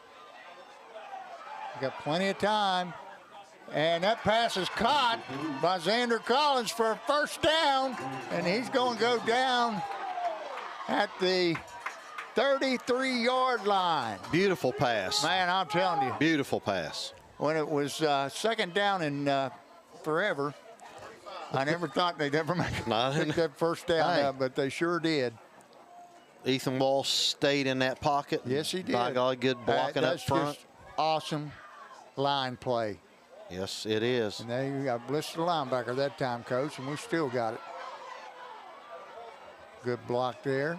Throw it out, Ethan. Get rid of it. Oh, it's intercepted. That's number 6, Coleman Lloyd, on the interception. Was that 6 or 0? 6, I believe. I thought it was 6. Coleman Lloyd, I think. Yes. He should have just thrown that one out of bounds. Yeah. Not forced it. Well, that's going to give the Tornadoes the ball just on the other side of the 50-yard line.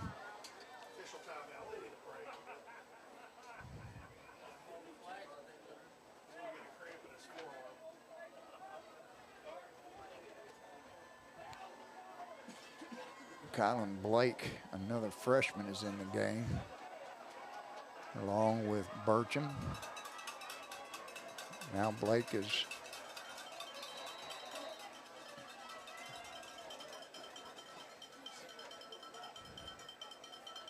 we have 2 twin receivers to the left, wing left. Don't think they'll be passing now. No, no need. Hand the ball off. Hand the ball off. And they give it to Winland. He's got some room. And he's going to have about 9 on the play. Hey,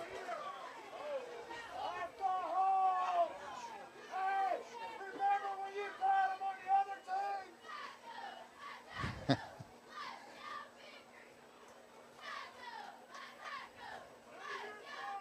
team? I got a receiver each direction, tight end to the right, back on either side of Anton. Hey, we can't tackle them. They're tackling us.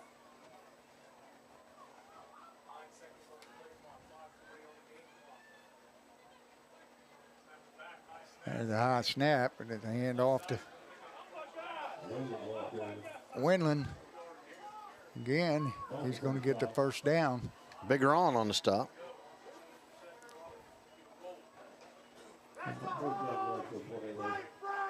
First down at the 37. Let's go. I know you never call. You just called them. I don't know who that is, but man. But we apologize, folks, because we can hear it through our headphones, so I'm sure you all can hear it at home. All right, and wing right, 2 receivers right, and there's a handoff to Winland again, and he's going to be tackled for no gain.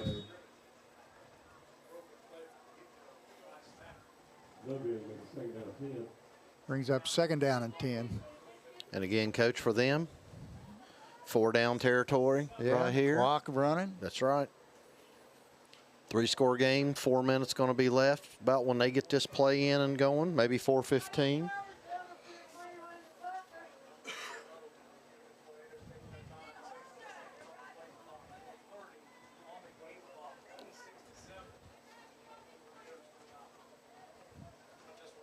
All right, power eye left. And they hand the ball off to Winland. And he is smacked down after about a 1-yard gain. Brings up 3rd down and 9. So I'm going to say power eye right, and let's run a sweep to the right. What do you think? And now Garrett Massey in there again on the tackle.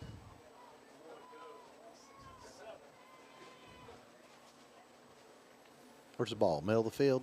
Closer to this hash? It's, yeah, pretty close to this hash, but toward the middle. Brings up 3rd down and 9. Muskingum taking their time, trying to use the entirety of the play clock, which is down to 3, 2, 1, and timeout. Took a timeout right at the 1-second mark. You know, I'm sitting here looking at 3:29 to go. That's not a bad, that wasn't a bad deal right there. No. They take 25 seconds off the clock. Of course, the clock stopped right now, but Well, but they're going to play.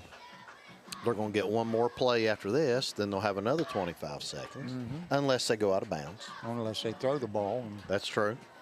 it's incomplete. I don't think he's going to throw the ball. Oh, I wouldn't. 3:29. He's got 3-score lead. No. Right. Tell you what, they're coached well, Coach. Yes, they're a good ball club. I'm not taking anything away from them. I mean, I told you If that they anything, were. I'd take away. And I'm not saying that the officials have cost us the game at all. Our play has not been as good as their play. Nope. And but this officiating crew is the darndest bunch I ever seen.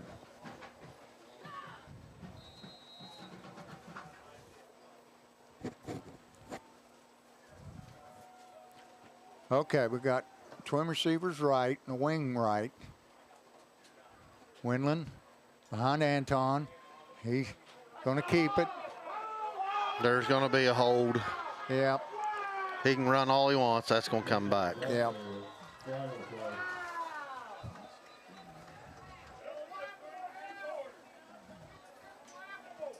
All right, we got a flag on the play. And that, that made one of these guys happy down here. Josh's hand is probably tired and sore from back there writing down all the penalty yards. There's probably going to be more penalty yards between both teams than there's going to be offense. Jamie Christmas. Let's see. Back them up. Honestly, I bet our second half. I'm not being a smart aleck, but I bet our second half. I bet we can get more penalty yards than offensive yards.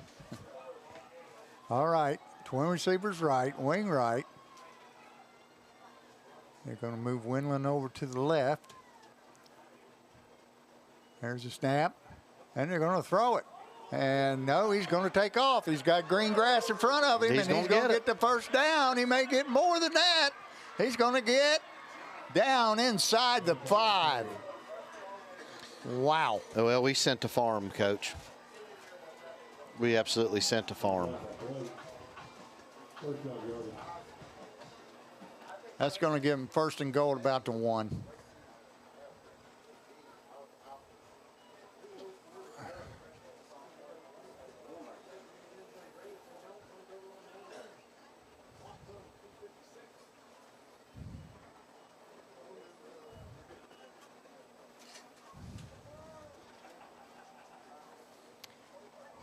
Hey, you know, sometimes you got to call a spade a spade. We just ran into a buzzsaw tonight. Yep, they whipped us, period, end of discussion.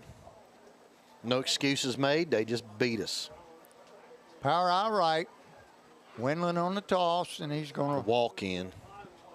go just inside the pylon for a, what are they calling? Calling him out? Well, no, wait a minute. Didn't he What do they cross got? and knock the pylon out? That's a touchdown. Well, they're going to call him out inside the 1. No, he ran over Look top at of it. that pylon. I know it. I know it. That's what I said. I can't figure this crew out at all. I mean, it's a touchdown for them. Yeah, he's setting the pylon up over there now. Oh, me. All right. Yeah, we got everybody tight. Probably going to be a quarterback sneak, and he's in.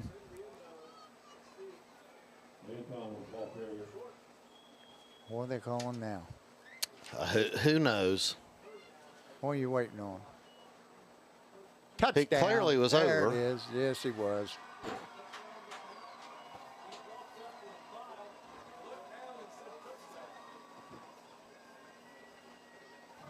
Hey, 30 seconds right off the clock while you all made up your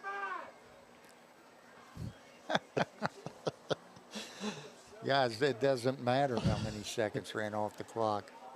It's 32-7 on to kick the extra point. Silas Kuhn.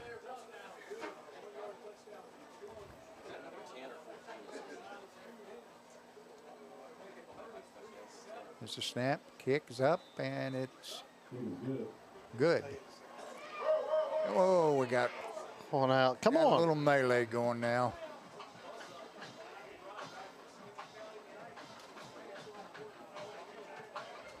Keegan saying a few choice words out there. Yeah. You're going to have to show a little class here. Yep. You got to be classy when you win and classy when you lose. That's right. And we're going to lose this game, so let's finish it off and do things the right way.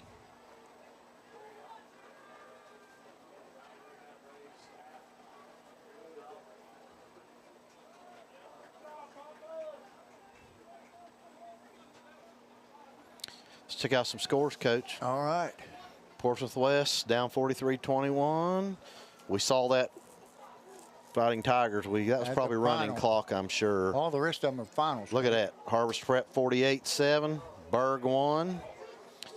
And looks like Rock Hill lost. So it looks like next week, Coach, it will be West Muskingum, and they're going to be playing Wheelersburg. And looks like the Fighting Tigers are going to be playing Harvest Prep. Yep. Ooh, that'd be a good one. You know, I can't remember who told me, but we were talking about this, and they said that this was probably the hardest bracket in Division 5, this region. Yeah. So there's a really good team. Now, that doesn't say there's not good team, you know, what is it, Canfield South Range and some of those. I mean, those guys are good too, but they said this top to bottom was the toughest region. I wonder what kind of kickoff we're going to see here, Coach. I think they'll kick it. Yeah, they did the last time. It's not like they need to get the ball. No.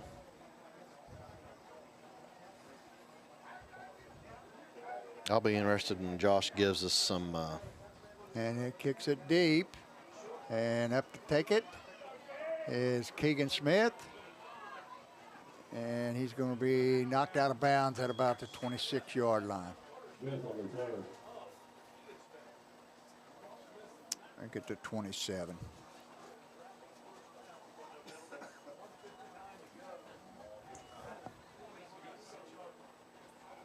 First and 10 to the 25-yard line.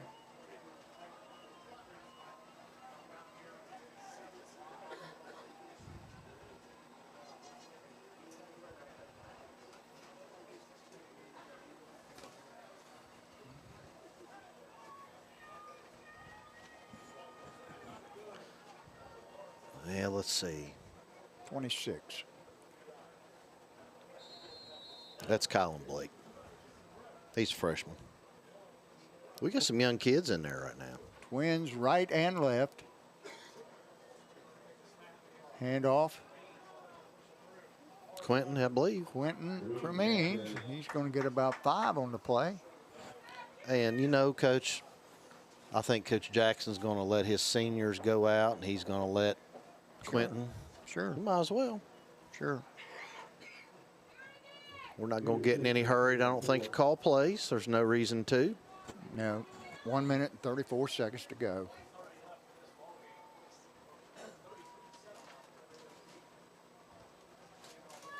Another handoff. Is that Jack Hayden? No, that's Quentin. Quentin's going to get the first down. He's going to gain about 7 on the play.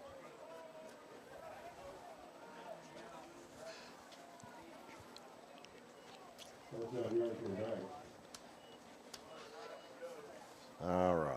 First and 10. We're going to probably get 2 more plays in here, Coach, and that's going to be the ball game. This time, Walt's going to keep it, and he's going to get good yardage. About 7, 8 on the play. And I think we'll run 1 more, and that'll be your ball game, Coach. Yeah.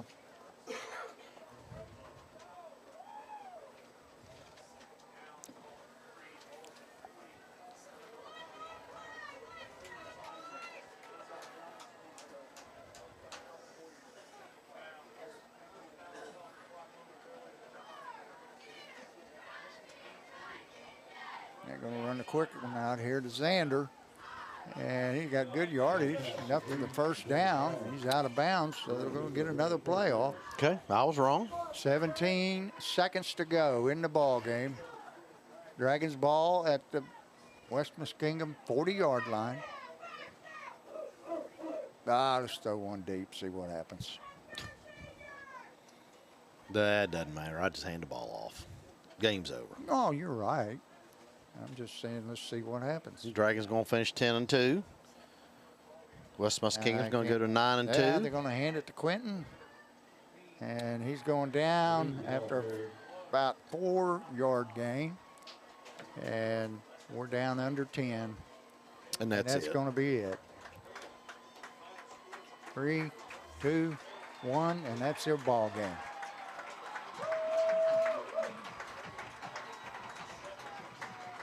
Well, and the Dragons go down again to the West Muskingum Tornadoes, this time 33-7. We got our number, Coach. Hey, they played well, not taking anything away from them. They were the better team tonight. You're absolutely and that's correct. 7 in a row for them. Yeah, I see Scotty Wilson down there with the officials. Helping them off the field. You know what? Officials didn't beat Fairland tonight. West Muskingum did. They thumped us. Yes, we did not play our best.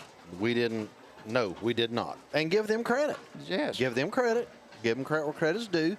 They whipped us, and that third quarter, they just flat. Oh, yeah, they scored quickly and then got an onside kick, scored again, got another onside kick. You know, you can't let things like that happen and expect to win. Nope. And it wasn't. And it was just good coaching on their part, to tell you the truth. Penalties. Yes. We'll sit here and shoot the breeze a little bit here, Coach, letting Josh get his all his ducks in a row with that. He's going to be, like I said, there's probably more daggone penalties with yards with penalties than we had freaking offense. Who knows? That was awful. Well, I don't suppose we're going to have much of a post-game show. I'd say Coach Jackson may come up for a couple minutes. We can talk about it. Listen, this is a great season. 10-2. Absolutely. Second round of the playoffs. Hey, me and you've been doing this, and we've seen them win 19 and lose 4. That's pretty good, isn't it? Yeah, that's a pretty good record. So we're not going to complain. And folks at home, we hope that you have enjoyed this season. Right. And us getting to bring you guys the games. Y'all have no idea how much we enjoy this. And it's not over. We're going to go over inside the building. And burn up with that loud, blasted, daggone, whatever kind of music kids listen to these days. Ugh. That blows the speakers up in the gym. I know. We can't even hear with these headphones on. The starting lineup because of the music. You know, Coach, my hearing's bad, but when these kids get older, theirs is going to be worse than mine. Yeah. From all this loud stuff. Yeah, it's pretty loud. Jerry knows. Jerry used to do like me. He used to install car stereos back in the day with all the subs. Too. My uncle owned a shop like that. As a matter of fact, I can tell you who I put a set of speakers in his Jaguar for. Mr. George Stone. Really? Remember George? Yeah. Yeah, I put his speakers in his Jaguar. You didn't put the wrong ohms in and blow them up. No, I tell you though, it was awfully scary cutting that metal after I take the door panel off, and then you have to cut around that metal. And see now, Coach, they have adapters. Well, you just put the adapters in. Well, that was back in. Let's see. Don't go there. Don't go there. You're going to be back to leisure suit time. We don't want to hear that. I was thinking maybe I was 14. 13 or 14. Well, don't say that because people will be talking to you about in the Stone Ages or something. That's the first job I ever had. Worked for my uncle. And see, maybe we ought to go into business. I don't know. Jerry, is that even a big business anymore? I don't know. No, my business is over with. I would think not with all the cars coming out with everything already built into them now. Well, I was teasing. I was guy on the line, he said something about an amp, and you know what a Punch 150 is. And I've had that thing since 1980 something, and it still works. I'm knocking on the wood, but A Pied Piper special. yes, it was. I worked there. I put in many a car stereos and sold them. Amps, amp boxes. Lots of fun. Josh, are you ready? Have we bored you enough that? Let me see if we can get your microphone I on. think we're good to go here. Okay, Josh, lay it on us. I don't know if we want to hear it, but go ahead. All right. Well, in the third quarter, West Muskingum started 4 times in Fairland territory. The time of possession in the third quarter, they had it for 9 minutes and 30 seconds in the third quarter. Wow. So in the stats in the third quarter, Fairland was 4 for 9, 72 yards and a touchdown. They had 2 yards rushing, and then in the fourth quarter they were 9 for 13 for 134 and an interception. So overall for the Dragons, 356 yards. Now this is my unofficial count, but we had 14 penalties for 119 yards. Yeah, that's There was a probably right. 15th. I know they declined one on that extra third time we went offsides on the extra point down there, so I didn't count that in there. But there was that one, and I probably missed one in the middle of whatever happened down here. There in that. Well, because we didn't know what that. There was 2 penalties in a row. Yeah. And was there 3? Because you had the holding and then Well, and then we ended Personal up with, and folks at home, we did end up with the first in Demara Street. So you all that like that, there you go. We'll just say it to you again. Was it Josh? What was it? Second and 45 at its longest. And we got that. And we got first down. And came back, got first and 10, and then do the interception. Okay. got a pick. By the way, that was Josh Ross, and we'll go back to Josh Scarberry. He's going to give us some more. West Muskegon had 8 penalties for 85 yards. They had 5 for 50 in the second half. They rushed 37 times for 285 yards. That number 10 had the majority of those, but they got 45 on the last drive for the quarterback on that third and long play. He got it right there. So they ended up with only 60 yards passing. They didn't throw much, but in the third quarter they just ran. And then we had a couple more plays in the second half that went over 20 yards. We had 1, 2, 3 pass plays, and then they had, of course, the long run that went for a touchdown there. But penalties hurt for sure, but we didn't move the ball that well. How much was the penalty yardage? We had 14 for 119. And I think I probably missed one, but I thought it would be more than that. Yeah. Considering we had 35 yards of penalty on that one series. Yeah, I didn't understand what those calls were. I knew one, and they never did show. Well, Coach, I told you the last 2 weeks that I was going to run a thing off so we would have hand signals so we'd make sure that we didn't screw up. And I didn't do it because guess what? We didn't screw up. No, they didn't show it. That's exactly right. I mean, if you're going to call a penalty, tell us what it is. And you do that with hand signals. I've seen the unsportsmanlike. Okay. Right. They never did call the holding, and they talked about it for a long time. Then they finally just threw the flag up in the air, and I thought, what in the world is that? We don't know. Well, Josh, what else? Is there anything anything else to say? No, I didn't. Time of possession, I didn't even keep it in the fourth. There was no need. Yeah. I mean, the game was over. I mean, we had all those penalties. We moved the ball, but better in the second half than the first half. But, Well, Josh, we want to thank you for, I know you're busy all the time, but we want to thank you for coming on Friday nights when you had a chance and spend some time with us and fellowship. Yes, sir, and buddy. We've keeping enjoyed the stats for us. Yeah, we've enjoyed it. It's been a good season. I know. We appreciate you. Nothing to leave with our heads down. I mean, 10-2, second round of the playoffs. So. That's right. That's nothing to sneeze at. That's excellent. Yeah, it was a good season. All right. Coach Gorby, you going to hop in here? Thank you, Josh. Appreciate you.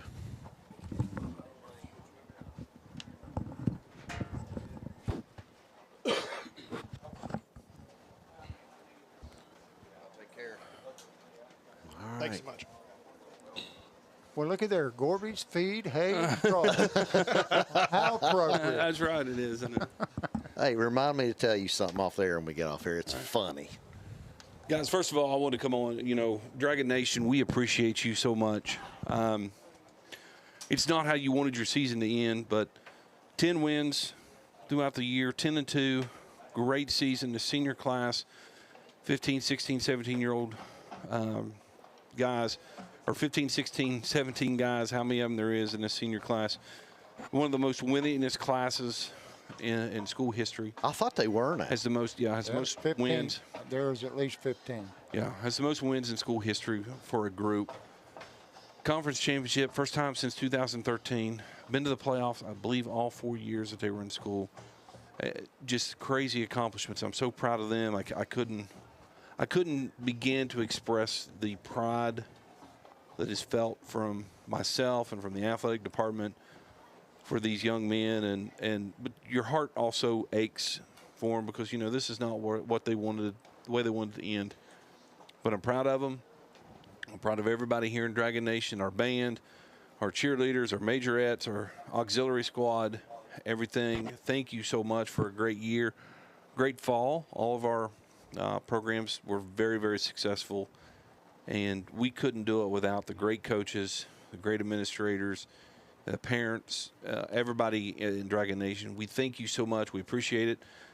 I want to thank you guys so much. I know as we're kind of wrapping things up here and getting ready for basketball, getting ready for the winter, and we want to kind of sit back and do a reset, and we'll be back in a few weeks with basketball. But Coach Carroll, Coach Harris, thank you so much for what you guys do.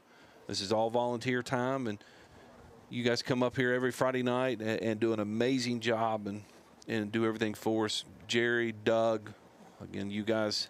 Those are the cats that make it that's happen. right. Actually, those two guys and Josh Ross, when it comes to getting this stuff going, it does. And then we got to think these kids. I mean, we've had Jerry. How many different kids we had up here tonight? 7 or 8. Is Jerry? Yeah, on? about that, 7 or 8. Yeah.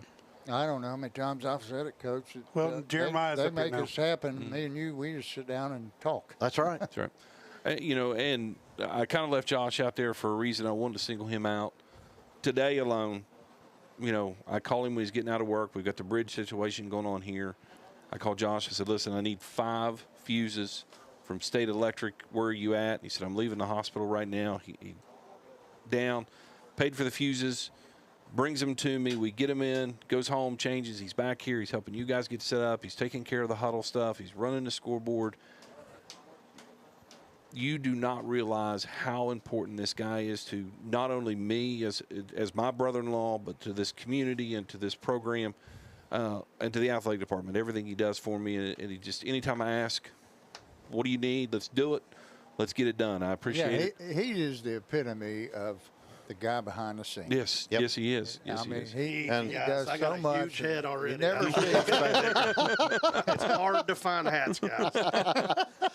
But listen, like he's here with soccer. He's here with all these other things. And I think the true one is, his wife, Brandy Ross, my sister-in-law. Brandy, thank you so much for allowing us to use him every Friday night. I know she's got 9,000 projects every day for him to work on, but he drops everything and comes down here and helps us. But you know what Josh told me? His 2 favorite words to Brandy are yes, dear. Yes, So, yes, I agree. Well, I'll tell you something else about Brandy Ross. She's a crackpot photographer. I think she's got a pretty green thumb, too. She does. She's got a real good green thumb. Thank you to my wife. She left down here early. She says, Cold, I'll have some food waiting on you when you get home. So she went over and was getting some food for us. Appreciate everything. Appreciate you guys again. It's about the kids tonight, and we wish it ended a little bit different, but still a great season by everybody. We have nothing to hang our heads about. 10-2 is great. I just want to tell Coach Gorby something. You need to get home and eat. Yes, I do, Coach. Yes, I do. Old farm boy's got to have some victuals. Coach Gorby, do you know, is Coach Jackson coming up? I hope he comes up. I don't know whether he's going to come up or not. I know he was down there talking to his players, talking to his kids. I had the opportunity to talk to him a little bit. I know he said we worked on a lot of stuff this week. He said, but we just could not get out of the shadows of our end zone, and that's kind of the way it went. But, again, great season by Coach Jackson. He's now 19-4 overall. Yes. I was telling Coach, I said, man, we've watched 19 wins and only 4 losses. Yeah, that's nothing to sneeze at. There's my favorite golfer over there. Oh, he's down there on the end. Tiger Pfizer. He's down there talking to Iron Tribune. You know, there's a lot of programs in Southern Ohio that would like to be sitting in our situation right now and say our coach is 19-4 in his first 2 years. Yes, And done a tremendous job. He's done a tremendous job. He was, you know, he's not only my head coach. He's one of my friends. I grew up with him, and I respect him so much. And he's done an outstanding job with his kids and his program. Yeah, you made a lot of snaps to him. Yeah, we spend a lot of time in the trenches together too. So. But it has done my heart well to watch him win a conference championship and yes, and take teams to the playoffs and do what he does with these young men. It's more about coaching, and I know you two understand this. Hey, there's nothing like it, Jeff. For me Oh, to yeah. look down there and see Mark Hinkle, J.D. Smith, Buzzy, and Michael, and the success that they have. And then once John Buchanan on the basketball court and the success he's had Right. to the state 4 times. Yeah. You know, you talk about making an old fella feel good. Well, we've been blessed around here. Yeah. Yes. A lot of good people, a lot of great athletes. And the thing is, it's not like, you know, a lot of schools will run through cycles. They'll have a class come through, and it'll be 3 or 4 years. They'll be really good, and then they're not so good. We have had a great run. Yes. In my 11 years since I've been here. We've won conference championship after conference championship. We've done some things that no other team's done in Southern Ohio. You know, and it's not like we're just good at football. Or we're just good at girls basketball. We're good at everything across the board. When was it? About a year or 2 ago that you had like 4 programs make it to the regionals? Yeah. Yeah, we had girls basketball, boys basketball, baseball. Football was in the regional too. They made it. Baseball. In baseball. So, you know, we're successful. We had a baseball team in the regional this year. You know, this year alone, football-wise, we make the playoffs. You win a conference championship. Girls golf, conference champions, play in the district win the sectional, I believe it was, play in the district tournament. We got our boys second in the OVC in golf. We got a kid makes it to the state tournament. They're playing in the districts as a team. We got the volleyball team, district finals. They're conference champions. Allie Marshall in her first year, she's coach of the year in the OVC district coach of the year that's getting ready to be released. I may have jumped the gun there and telling everybody, but I'm so proud of her and what she accomplished this first year. Boys and girls soccer, both of them second place in the league, got tournament wins. I don't know that there's another school in Southern Ohio that can say that. You forgot one. Cross country. Cross country, yeah. Yes. Dare, Coach Snyder, Phil, and Dare both. Sorry, guys, I know you're watching right now. Win it in the girls. Get third in the boys. You got Molly and Bailey Russell make it to the regional. As a whole, I don't think there's another athletic department in Southern Ohio that can say that they were that successful. It has nothing to do with me. It's with these coaches, these kids, and these parents. I can just sit here and gloat about it and say, hey, great job. Like I say, it has nothing to do with me. It's all of my kids. It's my coaches. The only thing I'm doing is just in the behind the scenes and is being a cheerleader, and that's. Now you do a lot. You do a lot more than people realize. So, I think I'm gonna let Coach Jackson in here, but Coach Harris used to tell us, "I'll be your biggest critic and I'll be your biggest fan." Right? Absolutely. And that's what I get to be every week. Is I get to be the biggest fan, and I'm a huge fan of this guy getting ready to come in. I'm proud of him. He's done so much for the football program, and I can't thank him enough for what he's done for our program and molding these young men into. Well, he's a Fairland guy and he cares. Right. That's what's awesome. He cares. These kids are going to be successful fathers, career paths because of what this guy has done for them, and I appreciate it so much. Mike, come on in and join the crowd. Appreciate that.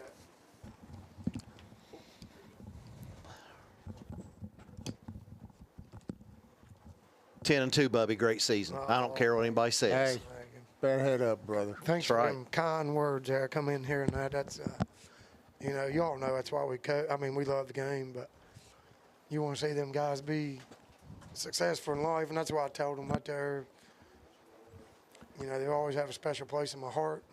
Absolutely. Always be part of me, and you know, I tell them that don't be a stranger. You know, Coach, my best. I was just thinking about you, and I said one of the toughest jobs of a coach, especially a head coach, is when you got to go say goodbye to those seniors. Oh, it just it broke me down every time. Oh, whether it be basketball, football, whatever it was, saying goodbye to those seniors. Because we'll never be all together again, ever. That's exactly right.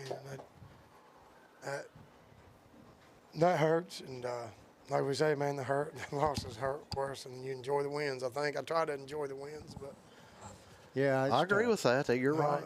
Hey, I was But, telling him, you got to call a spade a spade. They played better than we did. Oh, yeah.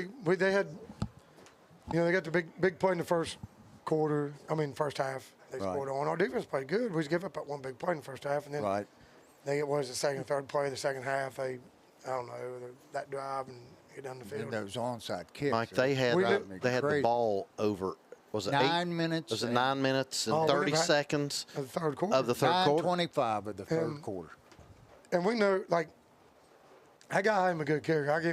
We watched all the films we had, and he would kick, same kicker, kick deep, he onside, he'd do the little pooch onside, and they recovered a ton of them all the time. Yeah. So we knew that going in, and we practiced it all week. I mean, I kicked them every day, you know what I mean, getting them onsides. But you can't, one thing you cannot simulate in practice, you don't know how that ball's going to bounce. That's right. That's you know what I mean? That's why they make it like they do. Right, and what they have, 3 or 4 fumbles on offense, and we didn't get one of them. Right. Like, we just balled it. You know how many times they bobbled the ball when they got it in the backfield? And they just. We got to, I don't know, did our guy touch the ball over on the pitch onside that they got first? Cause the very first one? No, the second onside that they caught out of the air. It didn't hit the ground. They said our guy touched it. Oh, I thought that, I thought. So we have to touch it first before they. Right. If it don't hit the ground. Well, if it goes 10 yards. No, still got to hit the ground. Because, I didn't know that. Yeah. So, well, I thought it should have been called for a fair catch. Can you explain something to us? And like I said, we're not going to pick on officiating because they whipped us. But at the end of the day, we got to recover the ball. Right? Okay, but they make a call. They move us 10 yards. We never see the call. Then they give us another 10 or another 15 with unsportsmanlike, which they finally called that one. But what was the first one? Was it a hold? What was it? Did you ever hear? I mean, we're up here. He never did give a signal. People ask us. I guess people sending me messages, and I said, I don't know. And we can, up here, we can't answer because we don't know. No. But we got to figure out better. That's on me. We got to do a better job because there's guys out. We had regular kickoff, and we did hands team. I did it. I don't know. We got to come up. And we just lived with our backs at the goal line. The third quarter, they just outplayed us, outcoached us. Third quarter, just. Hey, they were the only team, Coach, that I felt all season long that could go with our receivers. Oh, yeah. Well, they was on film. They showed a little bit of 4. They never did, but they wanted to be an odd front and play quarters coverage, and that's what they did. And that's what we expected. Right. And we only got over top of them a couple times, and a couple times we got the switch route that we wanted. We just barely missed on a few of them, you know. And Ethan threw some nice balls tonight. He really did. I think Ryan told me we had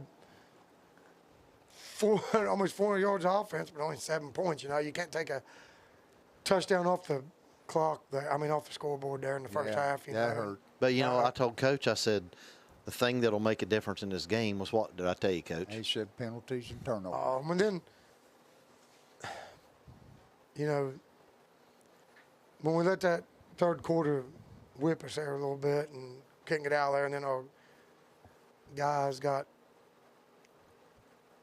we got them penalties, I just got to do a better job of settling them down there and get back playing our game. We got out of our game there a little bit, and they were just frustrated. Yeah, but Mike, here's what you need to realize. How many seniors we got? 16. Okay. 16. So you're at the place when you're a senior, you don't make those mistakes. I know. And so you coached them up all year, 10-1. You come in this last game. We know better than that. Let me tell you something, Coach. You got nothing to hang your head. Absolutely not. Oh, that's a good team. He's OVC champs. You've won 19 games and lost 4 in 2 years. That's pretty good percentage. That's sweet. Coach. That's sweet. And you've done a tremendous job. And sometimes you play a football game and you got to just admit that other team was better than we were tonight. They was better than us tonight. There's no doubt about it. No doubt about it. You take the onsides out of the game, we get to possessions, you don't know what happens. Right. That's a good point. Well, so I'm going to change it a little bit. Region 19, here's what you got. You got Ironton. Okay, you got it. We got Ironton Harvest Prep. Yeah. And then we got Berg and these Westmont. guys. Well, I ain't watched no film on Berg. I just a little bit of highlights. Oh, I know they're playing their best. I'm going to tell you right football now, Berg is my pick to make it to the regional finals. I'm going to tell you right Berg now. and Ironton. Yep, I think that's who it's going to be. Wow. Yeah. Now, That'd be a Harvest good Prep, one. I don't know. Harvest Prep's pretty good. but Yes, they are. But they're going to have to be on top of their game. Ironton. what I've That seen was on- my pick to win the state. They Ironton. could. Yeah, they're good. All 4 of them teams left are good. They're good. They are. Yeah.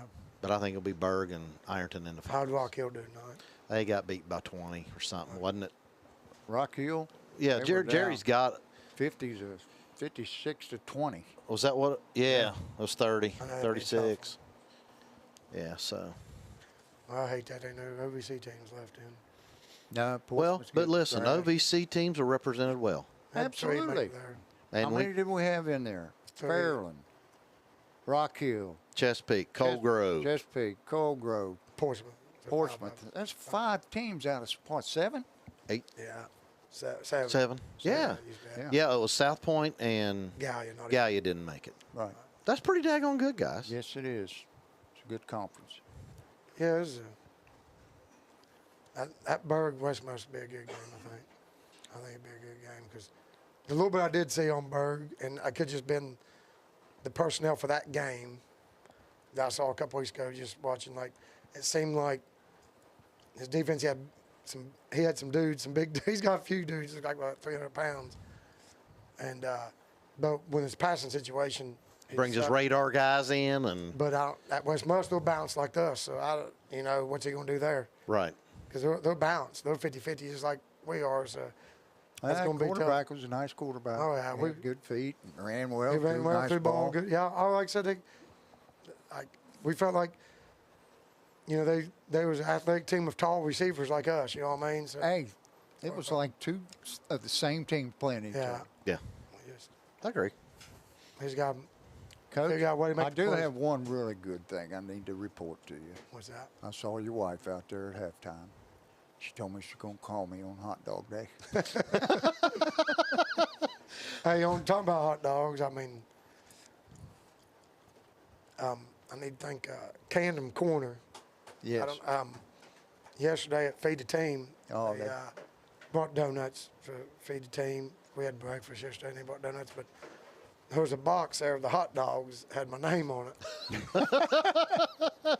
And I guess, I don't know if I said how much I liked them before or what, the donut hot dogs. I'm talking about. And, Oh, yeah, you're talking about them hillbilly. I didn't hot dogs. ask for them, but they must have heard over one of the cheerleaders, grandparents or something, is of Camden Corner. So Well, let me tell you shout what out they to them do. for getting that for me, and my coaches will enjoy it tonight. I think it's once a month. It's a PBIS store, and kids, we have this program at school, and they can earn these coins for doing something, whatever. But, it's a good deed. And they earn coins. Well, they get to buy stuff at lunch. Well, Camden Corner always donates a thing of donuts, but they also bring a box for the faculty. That's not, okay. They're the good I bet people, you're man. the first one in They there. are getting, well, I meant to call them today and call the store. Jerry's the first one in there. That's good. Ain't none of us miss very many of them donuts. Camden Corner's got good food, good donuts, good chicken. Yes, Yeah, they do. They feed a lot of our teams, Coach. Yeah, I know they're they good fed the volleyball team. Well, they're good to us. They've They been good really to are. our football team, no doubt. For We sure. appreciate them. And we appreciate Mike. We go through every week all these guys that go through and feed you guys every week, and we've gone through those. I was one of them. I mean, thank everybody for support and everything, of course, but I got to thank my coaches. I'll never ever thank them or not up on TV, but, we only have, we only have, you see how many guys on my sideline, and most of them are volunteer, man. We only have 3 paid assistants. Yeah. So, Well, I'll tell you, it is. so I was telling him So it's for everybody- heartwarming to look down there and see you and Mark Hinkle, J.D. Smith, Right. and Buzzy, all that guys that a lot of them guys just volunteer, and it's great for them to volunteer their time and yes, to do that. And because they love the sport and they love the coaches. oh yeah, we have a great time. We try to, and it's been. I mean, like you said, what'd you say? What do I have? Wins? What'd you say? 19 and 4. 19. I mean, So that's some good memories there in 2 years. You know what I mean? I got to think. That's why I try to tell the seniors, you know, it's got to hurt. It's going to hurt tonight, and it better hurt. It's going to hurt for a couple of weeks.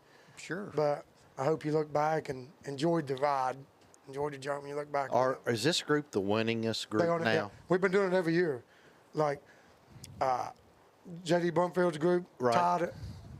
Then the next year, Stiller, Mason, and them went one over, and then Peyton and them went one over, and then this group went over. So, I mean, not to give the history, but like when all kids was little, JD and them was on the A team, Peyton and them was on the B team, this group was on the C team. Right. We had all 3 groups in the turf bowl. Wow. You know what I mean? That group, we knew they were going to be good. We knew what we had coming, and it proved its thing. Well, you kept them together, and that's a great thing because that doesn't happen a lot. Right. So, you know, that we've had a good run here in the last. Yeah, we were talking about that earlier. So, and not just in football either, just in everything. We try to keep them together, and they was very coachable, and like I hugging Keegan down there and just tell him how much I'm gonna miss his. I'll let him be him. You know what I mean? I love it. Well, I don't know how you in the world you stood him getting around those punts when they're just get away from the ball. Coach and I both just sitting here like screaming, get away from the ball. You know how you want to kill him and hug him, right? Yeah. It's like don't touch the ball. Just he's had a great season, though. Oh, he's had a great career. Great career, really. He has. Elias, CJ, Cam. Hey, Cam. Well. Did he play in the second half at all? I saw him playing some defense first half. Just on some hands team there. That was it. You know, he tried to go. We tried to go him on defense. I watched him. And couldn't go. He tried there a couple series there. And he tweaked that hammy last week. And taking care of that body's a lot more. So I hate for him to end important. Sure, we all do. But I mean, kids got to look out for his health. You know, with losing, we lost Connor. And I'm not making no excuses here. I'm just saying we lost Connor. And then losing Cam, so we lost 2 starters in our secondary. So then that made us switch Jack to back deep, and we just made us switch guys around, or we'd be having 2 freshmen in the game all the time. You know what I mean? And we didn't want to do that. You want your best football players on the field at the time when you can get them on there. So we had to switch, and not the best case scenario, but proud of the kids for adjusting and doing what they had to do. And it's not that our defense played bad. It's just we can't let them have the ball possession after possession after possession. Just right down there. So. That's what got us. Yeah, it was. Give them credit. Oh, yeah. I hope they all have a safe trip back up. They got a 4-hour drive or whatever. Talked to him before the game. He seemed like a class act coach, but he seemed like a great guy and great competitor. So best of luck to him next week, so I can say now. Yeah. Yep. Congratulations to them. They took it to us. Oh, yeah. Well, no doubt. I appreciate you guys, Jerry, y'all, Doug, y'all doing this all year. Appreciate the kids. Well, I appreciate you coming up. Appreciate y'all doing it. Nobody wants to do these interviews after a loss, but, you know, you got to. Well, you know what? Win or lose, we love doing this, and we love having you here. And absolutely, we love just being this is Coach Harris. I mean, we're all part of it. I mean, we've got Doug's even over bleeding green now. Oh, yeah. I'll tell you. I do appreciate all the support. I've loved it. It definitely takes a village, man, and it's. Hey, Jeremiah, who we got left Dragon's Eye, people? I want you all to come over here. Everybody can see. This is the last time for football. Yeah. So get everybody over here. Coach, great season, brother. We love you. Yeah, appreciate you guys a lot. Love you, man. Thank you. Appreciate you, man. Thanks, Doug. All right. Them guys over here. Yeah, we got to get Doug, you have to take your headphones off and get over here in the camera. We got everybody. And Macy, come over here. Come on. Come on, Macy. Just go ahead and get over here. Come on. Cobb, get over here. Are you cold? I've been cold all day. Where's your jacket at? I had to give it to my girl. Okay, well, I'll give you. Wyatt, get over here so I can see you. Jerry, your cord will reach. Doug, come on, get over here. Josh is down there on. He's taking the pads off. Yeah, he's gotten everything. Come on, Doug. You're still not in here. Get in here. Doug, still get. I'm not going to get up here and pull you over here. Okay. There he is. All right. Everybody tell us who you are. Wyatt Krause. Macy Graham. Andrew Cobb. Jeremiah Pfizer. Doug Morris. Oh, Jerry. Jerry, get in the screen. Good Lord, I have to treat you like one of the kids. All right, guys, thank you all for everything this year. Hey, and we're not done because guess what? We got basketball. That's right. That's right. We also had Logan Ortega up here. Okay. And Chloe Mick. Chloe Mick. Who else do we have, guys? Do we have anybody else? Yeah. I think that was it for tonight. In and out. Okay. And they squatted. Some did the first half, and then they switched out to the second half because we had a crowded press box up here because there was. Yeah, it was extremely crowded. We had radio, newspaper, plus, and those people brought 2 to 3 people per. Right. So. But anyway, anything else? Jeremiah, anything else? Not that I know of. All right. We'll see him on the basketball court. That's right. Okay, Coach, get us out of here. All right. Dragons go down tonight. Wave, everybody. 33-7. This is your Dragons Eye Club. Come on, Kyle. Keep her going. Jerry Bell, Josh Ross, Doug Morris, and I'm Jack Harris, bidding you all a very good night. See you in basketball. All righty.